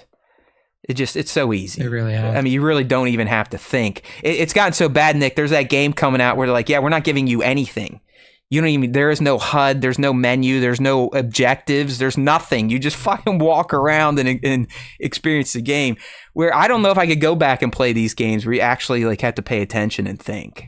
So we'll see. Yeah, I know, right? We'll see. It's just so much easier when there's a dot on the map that I have to walk to. Yeah, like go here, idiot. It's like, okay. And that's why, I mean, I love the Zelda franchise, but that's why I've gotten away from them. It's too ambiguous where you need to fucking go. Even with the markers, they're like, go here. You get there, and it's a goddamn mountain. You got to figure out how to get up the mountain. So whatever. I digress.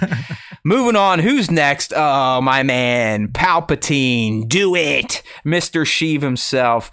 Looking so happy as he sees son and father dueling in front of him.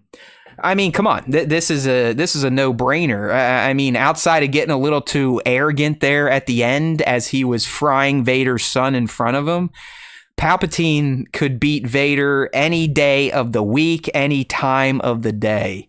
In fact, it was something he kind of reveled in. He had fun with it. If you've read the most recent shitty run of Vader comics, I mean, that's pretty much was the entire story. It started with Palpatine systematically destroying his body, leaving him in the same condition he found him at Mustafar, literally drops him off there, no legs, no arms, and says, good luck. And it's Vader. Yeah. He pulls himself up and comes back, tries to challenge him again. He's like, fuck you, swats him away. This is easy. I mean, Palpatine, as Nick has been saying, he was the best at manipulating Darth Vader. I mean, he'd been doing it since he was Anakin at 10 years of age. So he knew exactly what to say, when to say it, to get the desired effect out of his pupil. He could have beat him with his eyes closed. I hate to say it, but this would have been an absolute shit show for Darth Vader. Yeah, like zero. Vader gets 0 attacks in type of fight. No, 100%. Like it's Vader was groomed his entire life growing up by Palpatine. Yeah, I mean 100% true. It's similar to Anakin's Jedi Masters. Like Vader knows Palpatine knows Anakin / Vader inside and out, knows everything about him, and he also knows how to disassemble his suit, which most people don't know how to do, I would assume. But yeah, I think that this one's over before it starts, and you can kind of see that. Like Vader is just like a it's, I don't like to use this terminology because it's shitty, but like he's like a beaten dog in front of Palpatine. Yeah, and like he's his bitch. There's just nothing that Vader could do to contest Palpatine in any meaningful way. I just don't even think it took his son kicking his ass and then seeing him murdered right in front of him for him to finally go, you know what? I might finally stand up to this asshole who has done nothing but brainwash me for most of my life. Yeah. And honestly, like, it took Palpatine being distracted for Vader to be able to take him out. Yeah, he was getting his rocks off frying Luke. If he would have just done the job and turned it up to 50,000 volts, that would have been it. But he's like, he was playing with his prey like all good bad guys do. Yeah. So, yeah, I think Palpatine. Like, obviously, we know that. And this Palpatine is probably the clearest. Can just call up the clearest defeat, call right? Call up the tech guy and be like, "Hey, shut this guy's fucking breathing tube off." No, he probably had a built-in remote where you'd be like, you're not breathing. You're breathing again. Oh, you're not breathing. Now you're breathing. How you feeling today, Darth? You pissed off now? All right, go kill some rebels for me. Yeah, he just uses it like a TV remote. Yeah. All right, up next, who we got for young Nick? Ooh, the World Eater, Darth Nihilus. Literally. The suckers of, right? He could soul suck an entire planet or some shit. So, besides looking awesome and becoming a kind of a bit on the Stern Show because they interviewed someone as Darth Nihilus at a con, and they literally talk like this. Oh, who are you? I'm Darth Nihilus. It just, trust me, I know Nova and Bat, they know what I'm talking about. But I mean, this guy, he's literally called a world eater, right? So, Nick, what could he eat worlds? And if he's eating worlds, he's definitely eating Vader's lunch. Indeed. So that was Nihilus's thing. Like, if you had to break down the triumvirate by like styles of fighting, like, Scion is the crazy rage tank.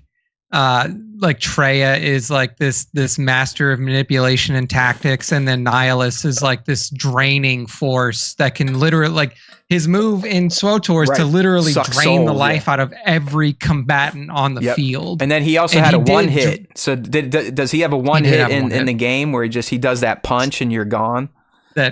Yeah. So I mean, he did that to a planet basically. Like he entirely drained the life force out of a planet.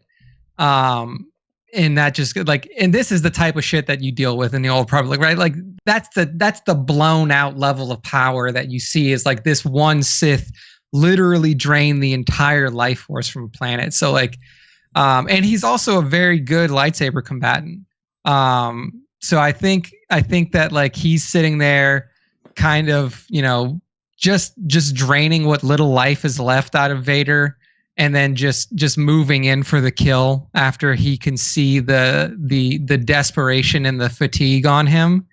Because the life draining, I would think, could not be as easily blocked as, say, like a forced throw or a forced choke, right? I mean, the life draining seems like a whole different class of almost arcane Sith ability. Yeah, it almost seems more similar to like I don't even know how to put it. Like it's more similar to like the elemental Sith powers where it's like you can like summon shadows that attack people, or you can like with the Force lightning, you can like shoot Force lightning at somebody. And for a lack of a better kind of a analogy, it's more mother night sister type of stuff, right? Yeah, it is way more similar to like Night Sister magic where you're like manipulating something's life force more than like manipulating their body. Got you. It's not like he's not like hooking up a like a tube to him and then sucking his blood out. Like he's manipulating the actual life force of the creatures. So yeah, this one would probably be over before Vader could close the distance. Hey, just drain him out. He'd be getting slower and slower and slower until he just fell over, and you see he's nothing but a zombified corpse left. Yeah. Man, poor Vader. Don't do that to him, Nihilist. Don't treat him like that, okay? You can't do that to him. At least try to fight him a little bit before you pull out the life drain. Okay. This is just making me want to play KOTOR 2. I know, no shit. I'm the same way. I'm like, characters. damn it. Screw you, Diablo 4. I don't care about my end game anymore. It's time to throw in an old game that's probably going to piss me off. Okay. I've got Mr. Hello there. Another one where, like, he did beat Vader in human form. He did beat Vader in Vader form. So he is on the record, Obi-Wan Kenobi, as defeating Vader in both of his forms. You could argue even peak Vader, Lord Vader, he beat him. He just didn't finish the job because he's a stupid asshole and got all emotional about some brother feelings he had for Anakin. But Obi-Wan Kenobi, I mean, you can make the argument, Nick, he probably could have beat him on the Death Star if he didn't have the plan to become one with the Force, because he knew that was going to help him more with Luke. But I think Kenobi, it's on screen, it's canonized. He can beat him, but as B-Mad is bringing up a great point, can he kill him? And the answer is no. He can't. Yeah. He had multiple opportunities to kill him. Revenge of the Sith, the Kenobi series, hell, even on the Death Star, and he opted to pass each time.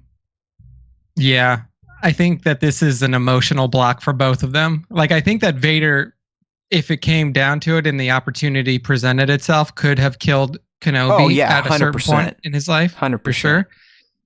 But I don't think that Obi could ever kill Anakin or kill Vader because he knows it's Anakin inside. Like, I don't think that he would ever, like, no matter how beat down he was, and he was like, he could be on fire next to a river of lava and Obi-Wan Kenobi could still not kill him. So, yeah, I think that while he would win in a duel, like you were saying, like just straight up from episode 4, I don't think that he could actually kill him. I don't think he could do it. Yeah, and this isn't really the crux of what we're just talking about defeat, so it still makes sense. But that is a good point. Vader definitely could kill Kenobi. Although you got to ask, on that moon planet, I guess he just assumed that burying a human body in a bunch of rocks would take care of the job. Was it kind of the same mistake Kenobi made on the banks of Mustafar Lava River, where Vader should have just actually finished it? Or maybe Vader can't kill him either. It's the downfall of every Star Wars character, right? Confirm your kill. Nobody does that. Nobody does it. Right. Nobody does it. But yeah, I think that at that time period, maybe it was like, because if you think about Vader, like we were talking about with Sion, like he keeps himself alive with this hatred and with this dark side, like this dark side power flowing through him that like really keeps him in fighting shape. And one of the things that was always like on Vader's mind prior to the end of episode 4 was like, Kenobi. I gotta get to Kenobi and fucking get my revenge. And that's what really kept him pushing it, like kept pushing himself to be better and like to be this force in the galaxy. And then if you really look at episodes 5 and 6 as like, once Kenobi's off the board, he softens, right? Like he softens towards his son with the ability, like he could have killed Luke Skywalker right there on Bespin and doesn't do it. He could have let the Emperor kill Luke at the end of episode 6 and doesn't do it. So like once Kenobi is gone and that like that beacon of searing hatred is removed from his life, Vader softens to a point to where he's like, is this even fucking worth doing anymore? Like I'm stuck in this position because of the path that my life has taken me on. But like now that Kenobi's gone, like I really don't have that burning desire to be that person that I was anymore. So yeah. I don't know if they could kill each other. I really don't know it. That's a good point. Maybe a debate for a different day, but if it came to just a defeat, ultimately Vader kills him. Yeah, fight. We know Obi-Wan can do it. So sorry, Vader, you lose to your master again. Yeah. I'll let you take this one. I kind of read what the Screen Rant person was going with, and I was vibing with it. I mean, you remember he's Darth Plagueis the Wise, right? And even Palpatine was pumping up this dude's wisdom, and he was so damn powerful he could even figure out how to stop those he loves from dying. So we at least know from that Plagueis had the mind to gain the power. Being immune, he doesn't physically look as intimidating as Vader. Not sure what his lightsabers or skills are like. So, Nick, what do you think? I mean, does Plagueis defeat Vader on his wisdom alone and his knack for manipulation? Or does he also kind of have some combat skills to back up the Wise title? Yeah, you see, this is one that I am moving towards disagreeing with. Okay.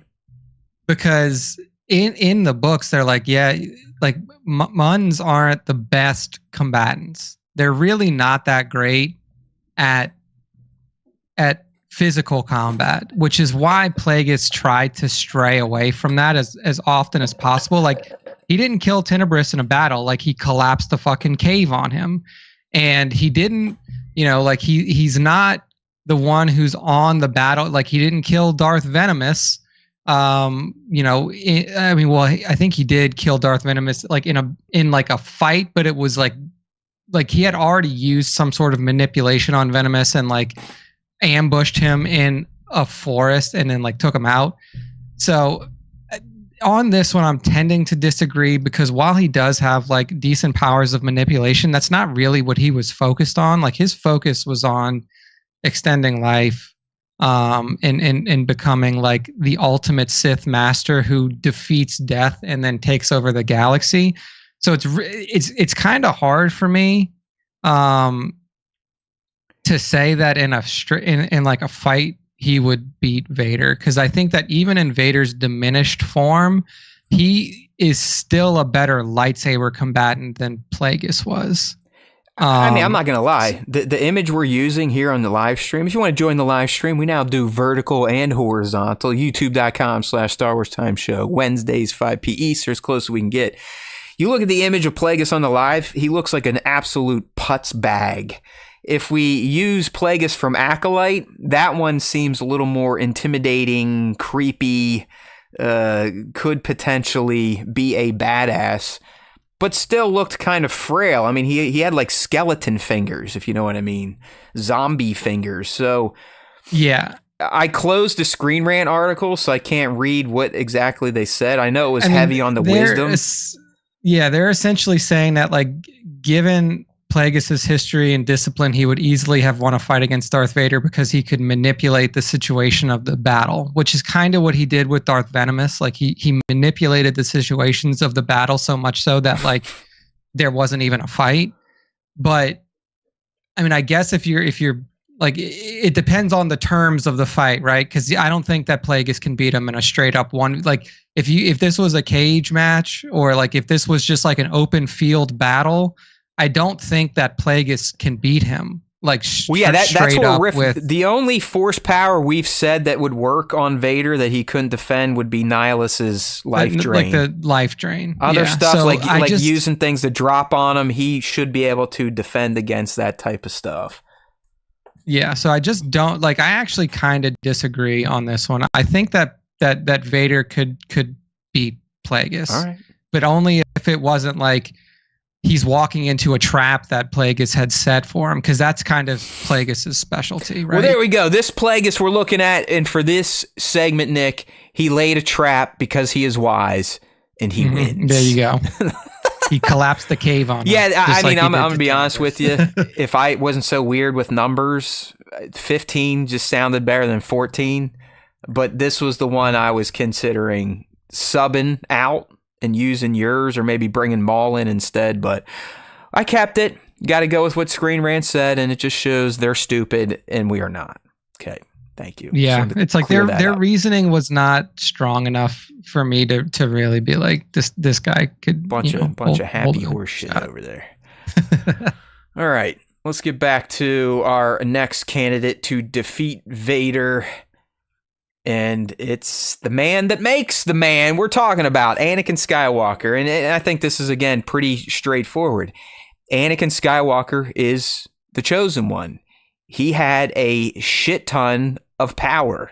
He was amazing until he was stupid. So Anakin Skywalker, before he goes down the path of the dark side, could probably beat everyone we've just discussed on this list and Vader, maybe even at the same time. I mean, Anakin really, we got to understand, he was essentially a Force god. That's why the Jedi were scared to train him. That's why Palpatine wanted to manipulate and turn him. He was everything. He was supposed to be the end of the dark, the rise of the light, because of his sheer amount of power and ability. So this would actually be an amazing thing to watch. Anakin Skywalker versus Darth Vader. Darth Vader would have a little bit of height, maybe a tad more, physical presence, but in terms of skill and raw power, Anakin blows him out of the pond, right?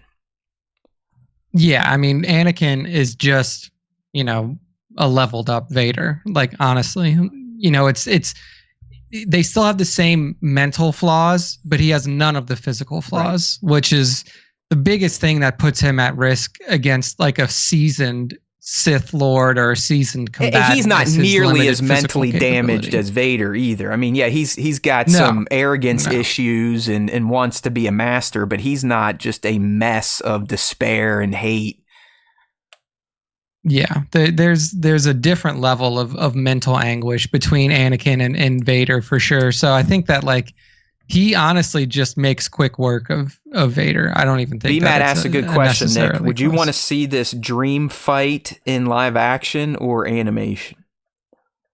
I mean, it would be way cooler in animation because you could do some wild shit jazz with it up. But I would take live action. Yeah, you could really take things. Oh yeah. Well, I mean, we saw it when they were doing that, the YouTube, Star Wars YouTube Kids, where they were doing like the anime recreations. Yeah, you can really ratchet up someone's power in animation. But I think as a fan, the lover of the lore, I want to see it live. Fuck it, do it live. Yeah. Right? Okay.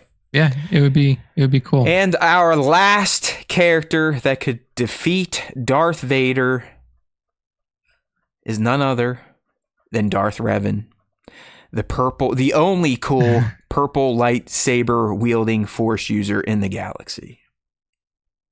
Yeah. I think that Revan, it's so hard to describe Revan, right? Because he's gone through so many iterations and there's been so many different incarnations of Revan over time that we've seen in KOTOR and then in SWTOR and then in books and everything else. And there's a line from SWTOR that I really liked from Revan. And it was one of the first times you fight him in one of the dungeons in the like earlier parts of the game. And basically what he says is that he is the master of both the light side and the dark side. And if you really look at that character's progression and how his story goes, he really is. Like, he was a Jedi Knight that was sent off to battle Mandalorian warriors during the Mandalorian Wars, and then comes back like the most badass Sith Lord you've ever seen before, and then goes back to the Jedi and becomes a master. Like, the dude has the most experience using different Force capabilities than probably anyone. Dual lightsaber combatant, which is always going to be hard for somebody with limited movement to deal with, like Vader. And then just like this overblown, like a bit like Force abilities. Like he can use dark side abilities. He can use light side abilities. He can, he has these different combat styles that he can weave in and out of that just make him such a formidable opponent for literally anyone. Like, it's a very, very unique character in Star Wars, one that we really haven't seen before. Somebody who was able to successfully go from light to dark back to light and then become kind of neutral. Like, I'm not a Jedi or a Sith anymore. I am Revan. I am a Palpatine. Really I am a Skywalker. I am Revan. What's your name? Yeah. I am Revan Skywalker. Did he bury his blades right next to the Skywalker homestead on Tatooine? I think he might. I think if you dig about 10 feet over, you'll find Revan's blades. Yeah, the same spot. Hey, you. What's your name? I'm Revan. Revan Skywalker. But yeah, I think Revan, like BMAT says that Revan is a more fleshed out character than Vader in terms of. I mean, that's arguable, maybe. Like, I'm not sure, but yeah, I mean, like, there's a ton of lore on Revan, and all of it's really awesome. So if you haven't, taken the time to like look up Revan either on Wiki or like watch videos from the SWTOR movie or like play the KOTOR game, stuff like that, like do yourself a favor and like dig into this character, because he is just such a fun, well-made character that has an incredible story arc. Oh, here's YouTube doing its. We're just gonna crash the stream shit again. This is my YouTube crashed like 20 minutes ago, but then I just like hit refresh and pop back up. So I don't know. YouTube is just. I'm not sure. I mean, this is now 3 weeks in a row, and I promise you, people, this is not us doing this shit. Yeah, and like, look, I'm not like Matt's sending the stream. I'm just here watching it chat, so it's not like I'm.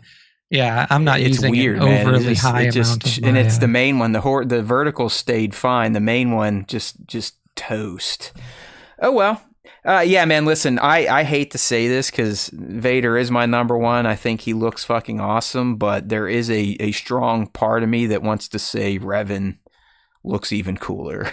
And it's like, yeah, dude, I mean, looks alone, he almost beats Darth Vader, and it kills me to say that, but there's some about a motherfucking Force user wearing a Mandalorian face mask that just looks radical.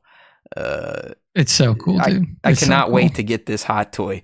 I really haven't even gotten excited for toys anymore, so I got to stop buying $300 toys. This is one. I just saw him again today when I went to order Savage Opress. I fucked up and got another one. I was like, I cannot wait for Revan to show up. He might have to sit right here on the desk, and Darth Vader is sitting right next to me, hearing all this, getting very jealous. But man, is he a badass looking Force user? All right. Yeah, I mean, I hope that one day before I die, I get to see like actual canon Revan, like either in an I don't care if it's animated or live action, but I think that like, you know what, if people like, it doesn't matter what you make in Star Wars anymore, it's gonna get shit on. It's just how it is. Like George Lucas could come, like I guarantee, here's a guarantee I can make you. Disney could hire George Lucas to ghost write and direct a show, and people would fucking I honestly think that's brilliant. I would love that, because then we could all be like, see, you fucking morons, you don't like this shit anyways. You don't know what you're talking about. Yeah, like, and it's true. Like, they would, because people just rage bait and they hate everything. And like, if you just said like, oh yeah, like this show was made by a new director and a new writer that like we're that's going to enter the Star Wars galaxy for the first time. And then after the show's over, they'd be like, hey, guess what? It was really George Lucas. Throughout that whole show, people would shit on it. And then at the end, when they say it's George Lucas, those fuckers would look like they just got hit by a car. They would start the MAGA spin. They'd be like, oh no, that's not what we said. Well, here's the clip. I didn't say that. Well, here's the clip, like, asshole. I didn't say it. Welcome to fucking American politics these days. So like in that vein, I really do want to see like Revan on screen. It's going to get shit anyway. It's going to get shit regardless of what you do. So just make Revan and make the best version of Revan you can. Like, bring what was the author's name who like the guy's name who wrote the KOTOR 1 script. I used to know his name, but Karpashin or whatever. Yes, Drew Karpashin. Yeah, that's him. And he bring him back to write the show or write the treatment for it.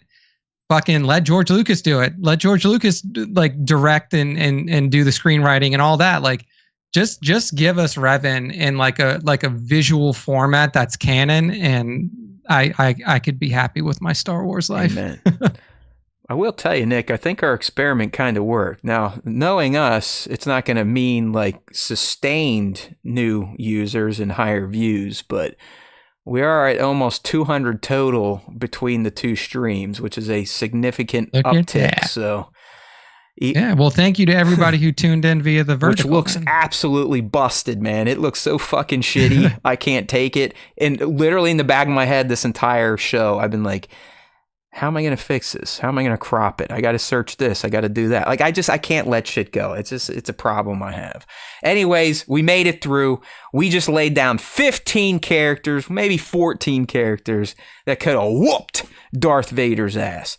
Yo, speaking of whooping, and I know this has been out for a while, but I was late to it, but holy shit. If you have watched the WWE at any point in your life, you've got to watch the Mr. McMahon doc on Netflix. My goodness, is that a gem of a documentary.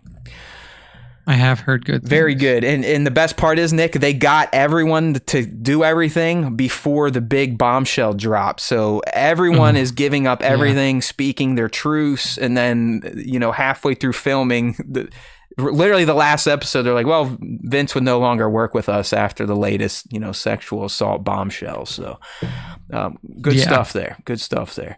All right, man, we did it. We've identified the characters that can beat them. So now it's time to start winding episode 333, right? Are we 333? Who cares? It's time to start winding down with this week's fan segment. That's right, people. If you don't get in for Ask Us Anything, you still have 2 opportunities to be involved with an episode of Star Wars Time Show. The first one coming up here being the question of the week. We ask one a week, usually on Wednesdays, throughout our socials. You just got to be following, have those notifications turned on, and actually interact with our content so the algos will deliver it to you. Then respond either via our story or leave a comment on the post, and we will feature it. And then we'll wrap with the top 5 Star Wars fan artist features of the week. All right, Nick, so let's go ahead and pull up that Slack board again. Bingo, bango. Indeed. Switch on over to the question of the week.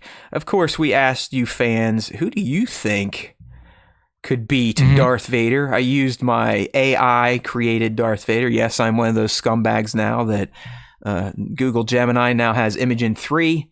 And it's getting a little bit better at image generation. So I made a Halloween Vader for this.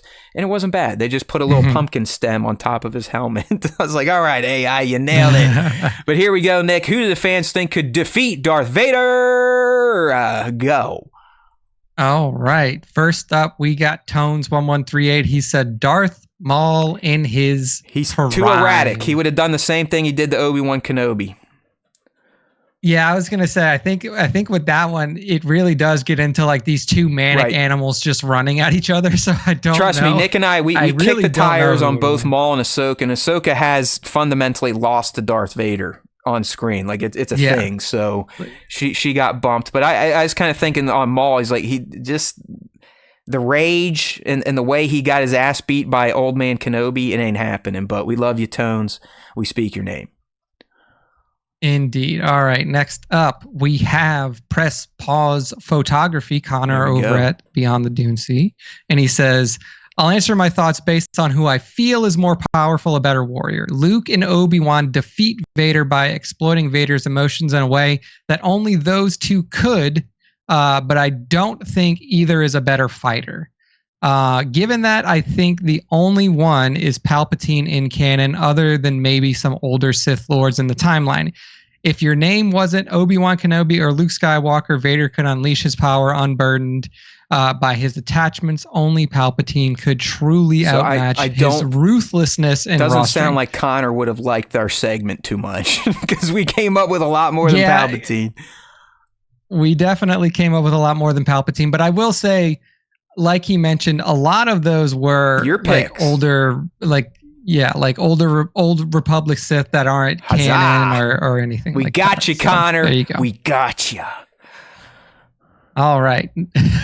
Next up, 2797 Studios, Mr. Bat says Vader was defeated a lot, actually. Luke, Ahsoka, Obi-Wan, Palpatine. If you look at Vader's badass moments, most were against regular rebels. Beside Reva and a young Luke, who did Vader really own? As we've discovered, Vader was limited and clumsy, spaceships powerful, and Imperial but purposely officers. tamed. That is very true. Yeah. He did a number on anybody who was an imperial officer, they were no match an for him. admiral or anything like that. Can't stand up. Powerful but purposely tamed for control. Vader was a tank, deadly, but can be defeated. Most powerful Jedi that know who he is end up losing to him because they pity him. They hesitate. Don't get me wrong, Vader was a badass, but ultimately a shadow of what Anakin Fine, was. bad. He's Keep right. talk shit, my He's guy. I mean, right. geez, Vader has just been taking it on the chin today.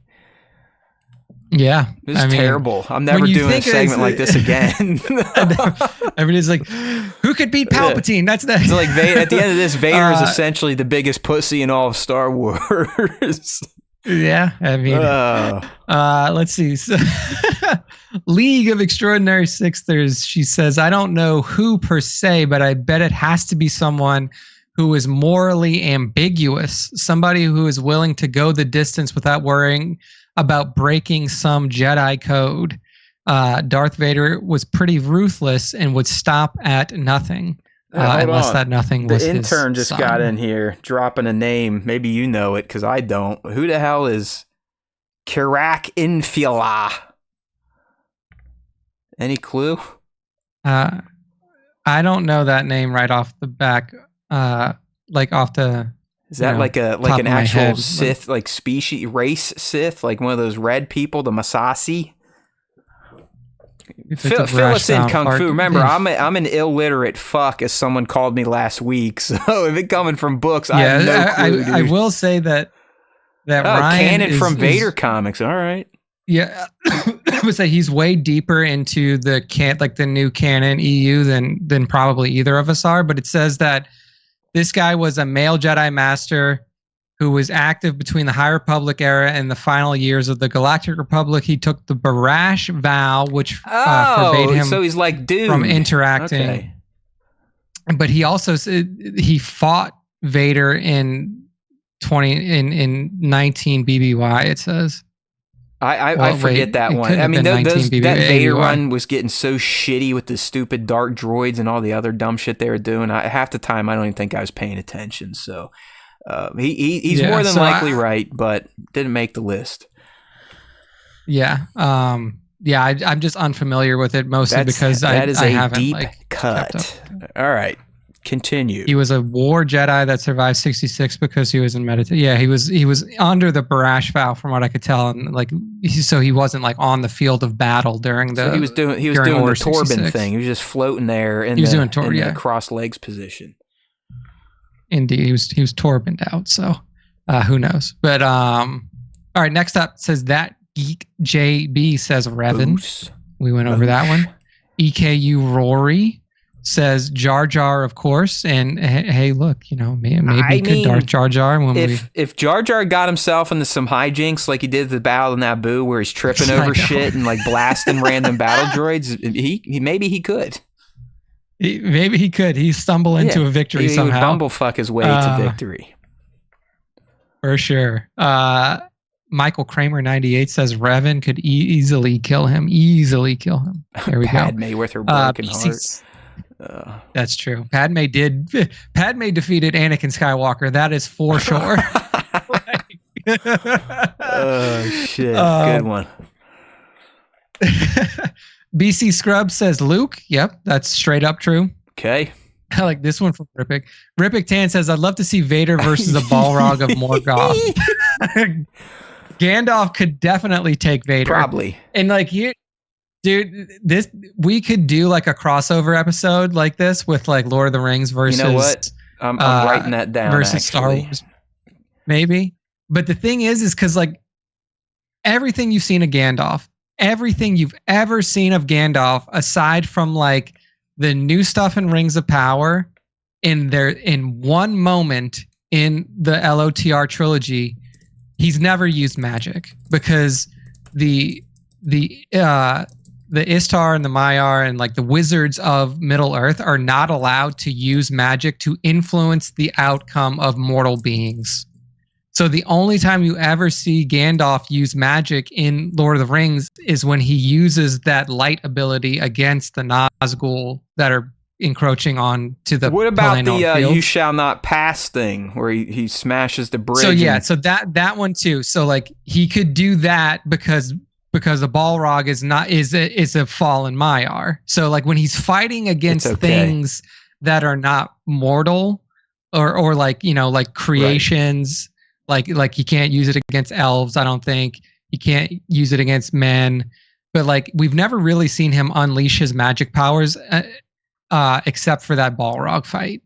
And given that Balrog fight, he may be able to give Vader a run for his money, but we don't really know the full extent of his powers. Yeah, I mean, he's a demigod, so I think he's like automatically a rung above Vader, if anything. Yeah, I mean, he's supposed to be like from all this shit I've been watching on YouTube. He's essentially equal to Sauron. Yeah, he is. They're both. Well, Sauron is a Maiar, I believe, and then he is an Istar. Oh yeah. No, they're both. No. You're right. I mean, he's part of the Istari, but the Istari are still Maiar, from what I believe. They're demigods. Yes. So yeah, I think. Yeah, exactly. So like they're of the same ilk in terms of their creation. And then I mean, you get to see Gandalf use magic. Like he used magic a little bit when he was fighting against Sauron. Lord of the Rings, like they did. What if Gandalf took the ring from Bilbo or Frodo? Yeah, I remember that. Yeah, he would have fucked up the whole world. He would have kind of like how Galadriel turns it down. She's like, I become the ball. They know, if we took this on, we would win. But then we would start doing evil shit in the name of good, essentially. So. Yeah, they would corrupt. All right, don't worry. Sure. Ripik Tan's not done with these one-offs. He's got another one here. Ripik said, he also says, I also think Batman would be able to put up a huge fight. This is one I disagree with vehemently. It's not happening. I love Batman. He looks cool as fuck. He's smart as shit. But in the end, Batman shouldn't even be able to compete with Superman. Like that doesn't fucking make a bit of sense. Batman is a dude. He's a rich dude. Yeah. That's it. Yeah, and it's like Batman doesn't have, or Vader doesn't have an easily exploitable weakness that like Batman could just like account for, right? Like the biggest thing that he has is his suit. And so like Batman's whole thing would be like, how do I disable his suit? Because you can't get close to him. Even if he does, Vader reaches up and goes, okay, you're done. Yeah, just chokes. Sorry. Yeah, just chokes him to death. So I don't know about that. He doesn't get a chance to short out the suit. I'm sorry. Batman walks in. Vader could just lift him in the air, pin his arms behind his back, ripping his arms out of his shoulder sockets, and forming him into a cube of bone and meat. Done. Yeah. Okay. It's not even close. Let's not be silly. Next one, he says, in universe. Ooh. In universe, OSHA would mop the floor with Vader. This is so hard to talk about, right? Like it's. Well, one, it's because every fucking troll out there is going to be like, oh my God. But I mean, the thing is like, we don't know enough about OSHA to know what her, I mean, and we never will. They're two from one. Are they a dyad? We don't know. Or were they fully created from the Force like Anakin was? And remember, we're not talking about Anakin. We're talking about less than Anakin, Darth Vader. So if OSHA was allowed to train and grow in the dark side of the Force, I don't know if we can really knock what Ripik's saying. I mean, she's born of the Force, so she's got the juice in her, and we saw she's quite capable of wielding it in dastardly ways. So so I mean, maybe, but we would have to have a lot more exposition. You know what? While we're here, what about Khmer? OSHA and stuff? Khmer v. Vader. Khmer takes him out, right? I think that would be a super good fight. I think Khmer's too fast. That Khmer tactically, Khmer tactically is really hard for Vader to deal with because of his quickness, because of the multiple lightsabers, because of if he's wearing his helmet too, like if he's wearing that Cortosis helmet. Yeah. So like there's a lot that leans toward Khmer in that. You could say that his style was a bit unrefined, but so is Vader. So it would be like, to me, that would be like a super messy fight. But I think that Khmer would be a fun one. I'm actually kind of disappointed. I forgot about that. Shit. All right. Oh, well. That would be. Thanks, Bat. We got it covered now. And then the last one here. This is come on, Spencer. What are you doing? So Spencer, Baron's Black Series says, Thrawn could absolutely dismantle Vader. I mean, again, like like similar to how I was talking about Plagueis and Plagueis' ability to beat Vader, it would have to be he would beat Vader before the fight even Yeah, they started. couldn't be in the same room. Like He'd have to drop like a tactical nuke on him. Yeah, like if he's in a vicinity where Vader can get a hold of him with the Force, it's just over. And like that's just that's just the truth of like a Force user versus a non-Force user fight. Like there's no way, at least that we know of in Star Wars, to dampen somebody's Force ability without them choosing to do so. It's called. I know it's not called this, but again, this comes from the comics. It's something they trapped an old Sith Lord in. It's not a Faraday cage, but it's kind of the same concept for dark side Force users, where it's like you can like lure. So yeah, it like dampens their power in some way. More or less like, contains them within this thing. Okay. So I mean, I guess you could say like we've seen instances of Force users being trapped behind like those laser shields, right? Like. So haven't we like I'm pretty sure we've seen stuff like that. So maybe something like that. But yeah, it would have to be in a way where like there's a trap set for him, or he lures Vader into like a it's ray the same shield. Thing as it's just, oh my God, I'm Vader. I'm smarter than this. It's the same conversation with like a Batman. I mean, it ain't happening. If you don't have the magic in you, you're pretty much toast. Yeah, exactly. It's just an inherently unfair fight. Bat saying he still wants Vader to crush the Bad Batch. I mean, me too at this point in time, the way that series ended. Yeah, so, right? All right. There was a ferret-looking animal in Legends too. So, like in Legends, the force blocking one. Like in Legends, that Thrawn would wear, there right? That little. So I think when he made Luke. Yeah.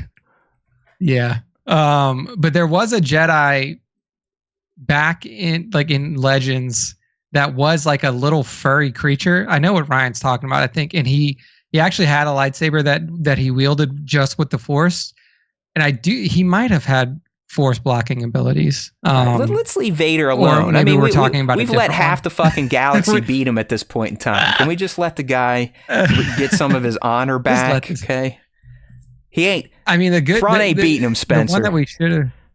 Yeah, the one that we should have talked about is if Kylo could have beat him, but maybe we'll save that for a different day. Yeah, we can do sequel trilogy characters, I guess. Yeah, sequel trilogy character. All right. Yeah, that's that. Something like that. But yeah, that's it. So thank you to everybody who responded to the question. We actually got a lot of responses from Question of the Week this time, so I appreciate everybody jumping out there and giving their take on who could defeat Vader in a battle. Now we're going to move on to the next part of our fan segment, which is the top 5 Star Wars fan artist features of the week. To get involved with this segment, make sure to follow us at StarWarsTime.show on Instagram and tag us, tag at StarWarsTime.show on all of your Star Wars Instagram posts. That is how you fall into our tagged feed, and that is where I pulled the top 5 from. So to kick off top 5 this week, we have Tauntaun's photography, Tauntaun's_photography, giving us.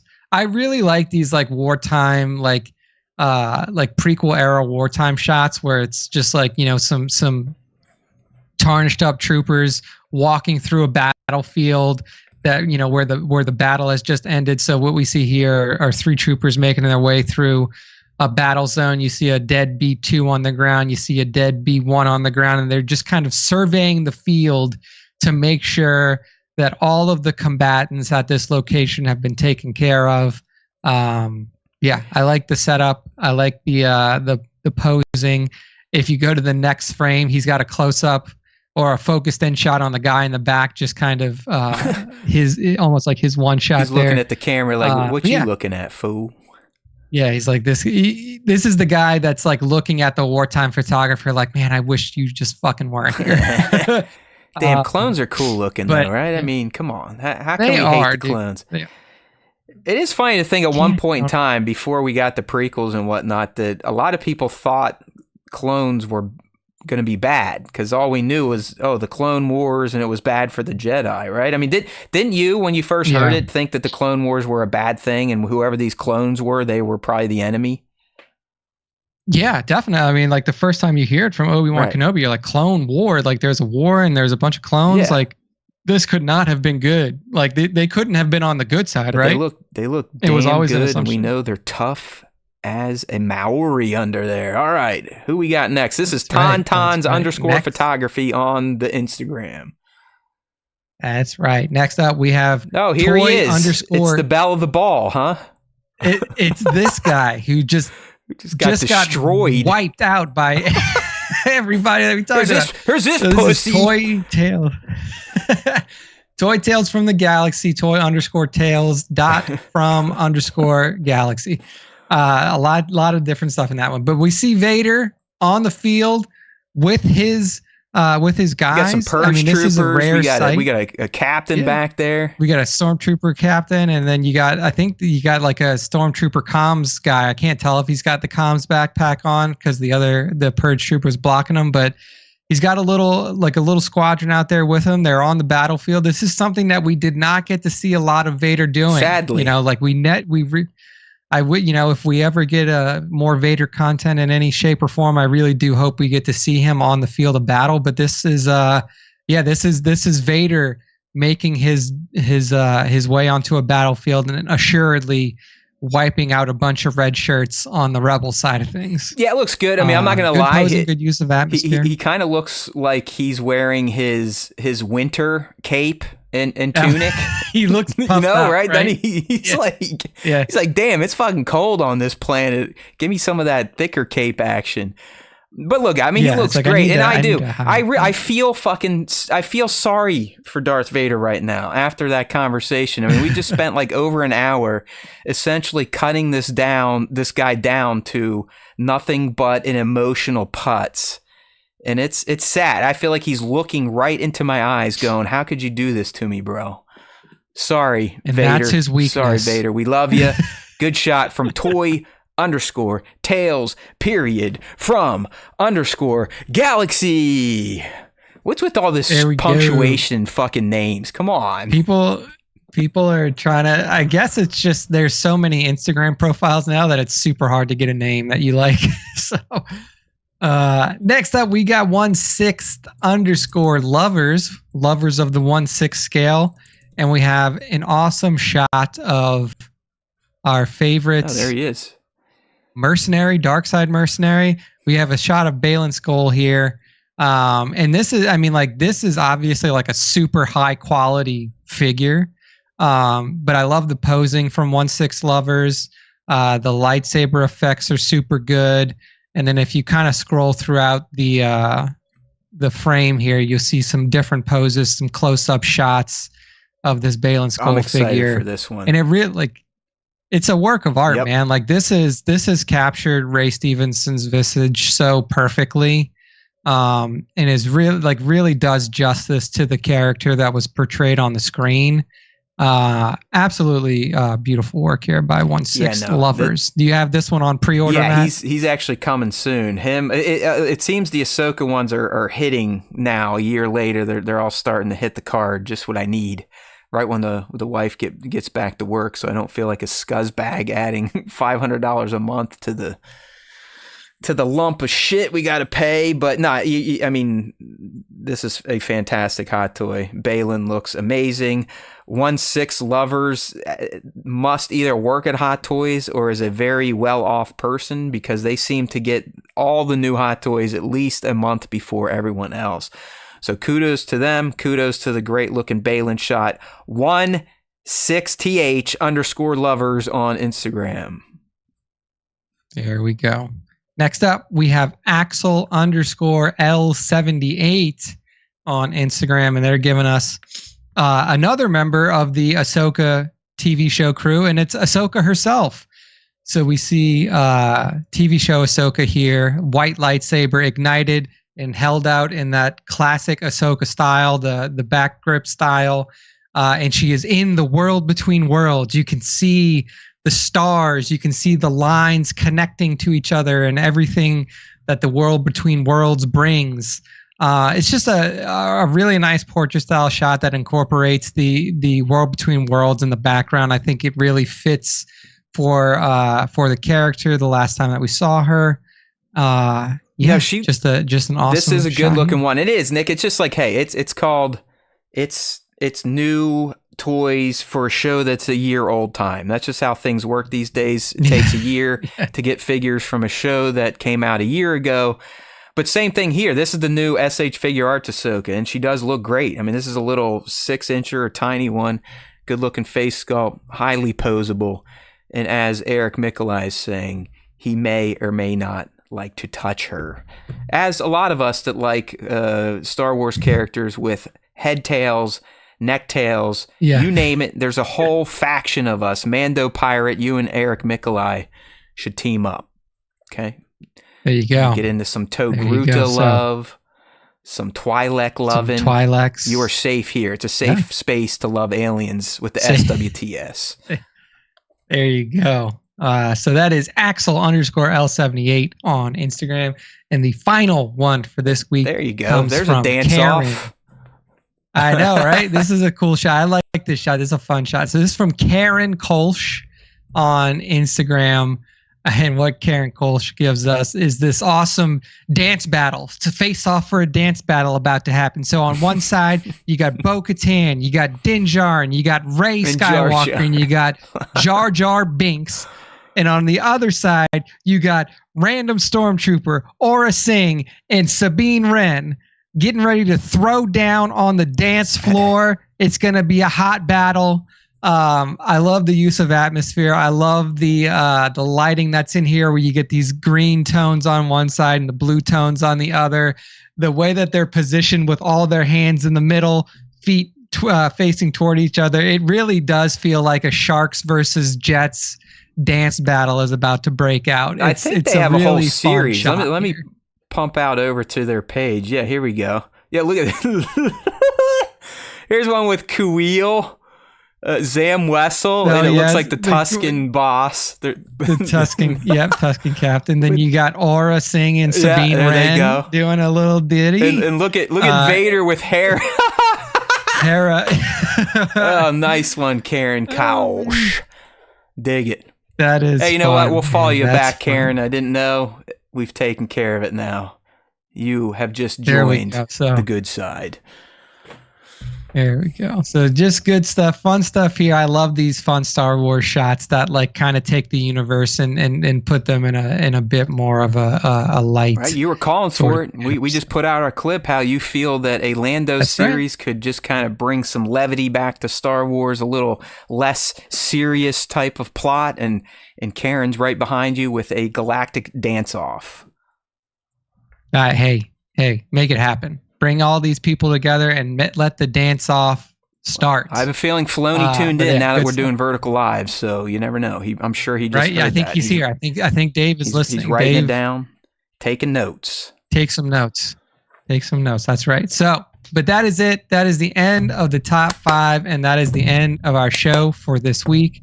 Matt, go ahead and close. We us did out. it. Didn't start great. Apologies to those that were right here at 5, even past 5:05. I think we went all the way to 5:10 today. So we were definitely not as close as we can get. We will get better, and I will fix the vertical stream before next week. And hopefully that worked out. The numbers are showing it did. It's still not the numbers we deserve. I'll never say that. I feel like we should have thousands listening to us at a time. But it seems the experiment is paying off, at least in the short term, until YouTube finds us doing something to expose us, and they close off that loophole and keep us in our little closed-off sandbox. But it was fun. Hopefully you all appreciate the Vertical Live. We're always going to be doing the horizontal. That's where the fans come to. That's where the chat's going to be.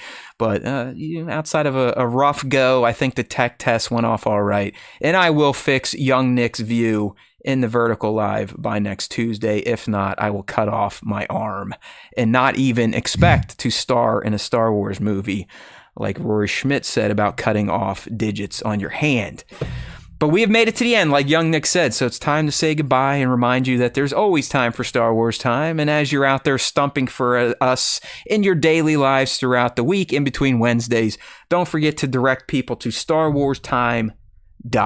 net. That's right. That's our home base on the internet. We don't necessarily have as much content out there as we used to, and that's mostly because there is no Star Wars content to talk about except for the content we create. We are creators of said content.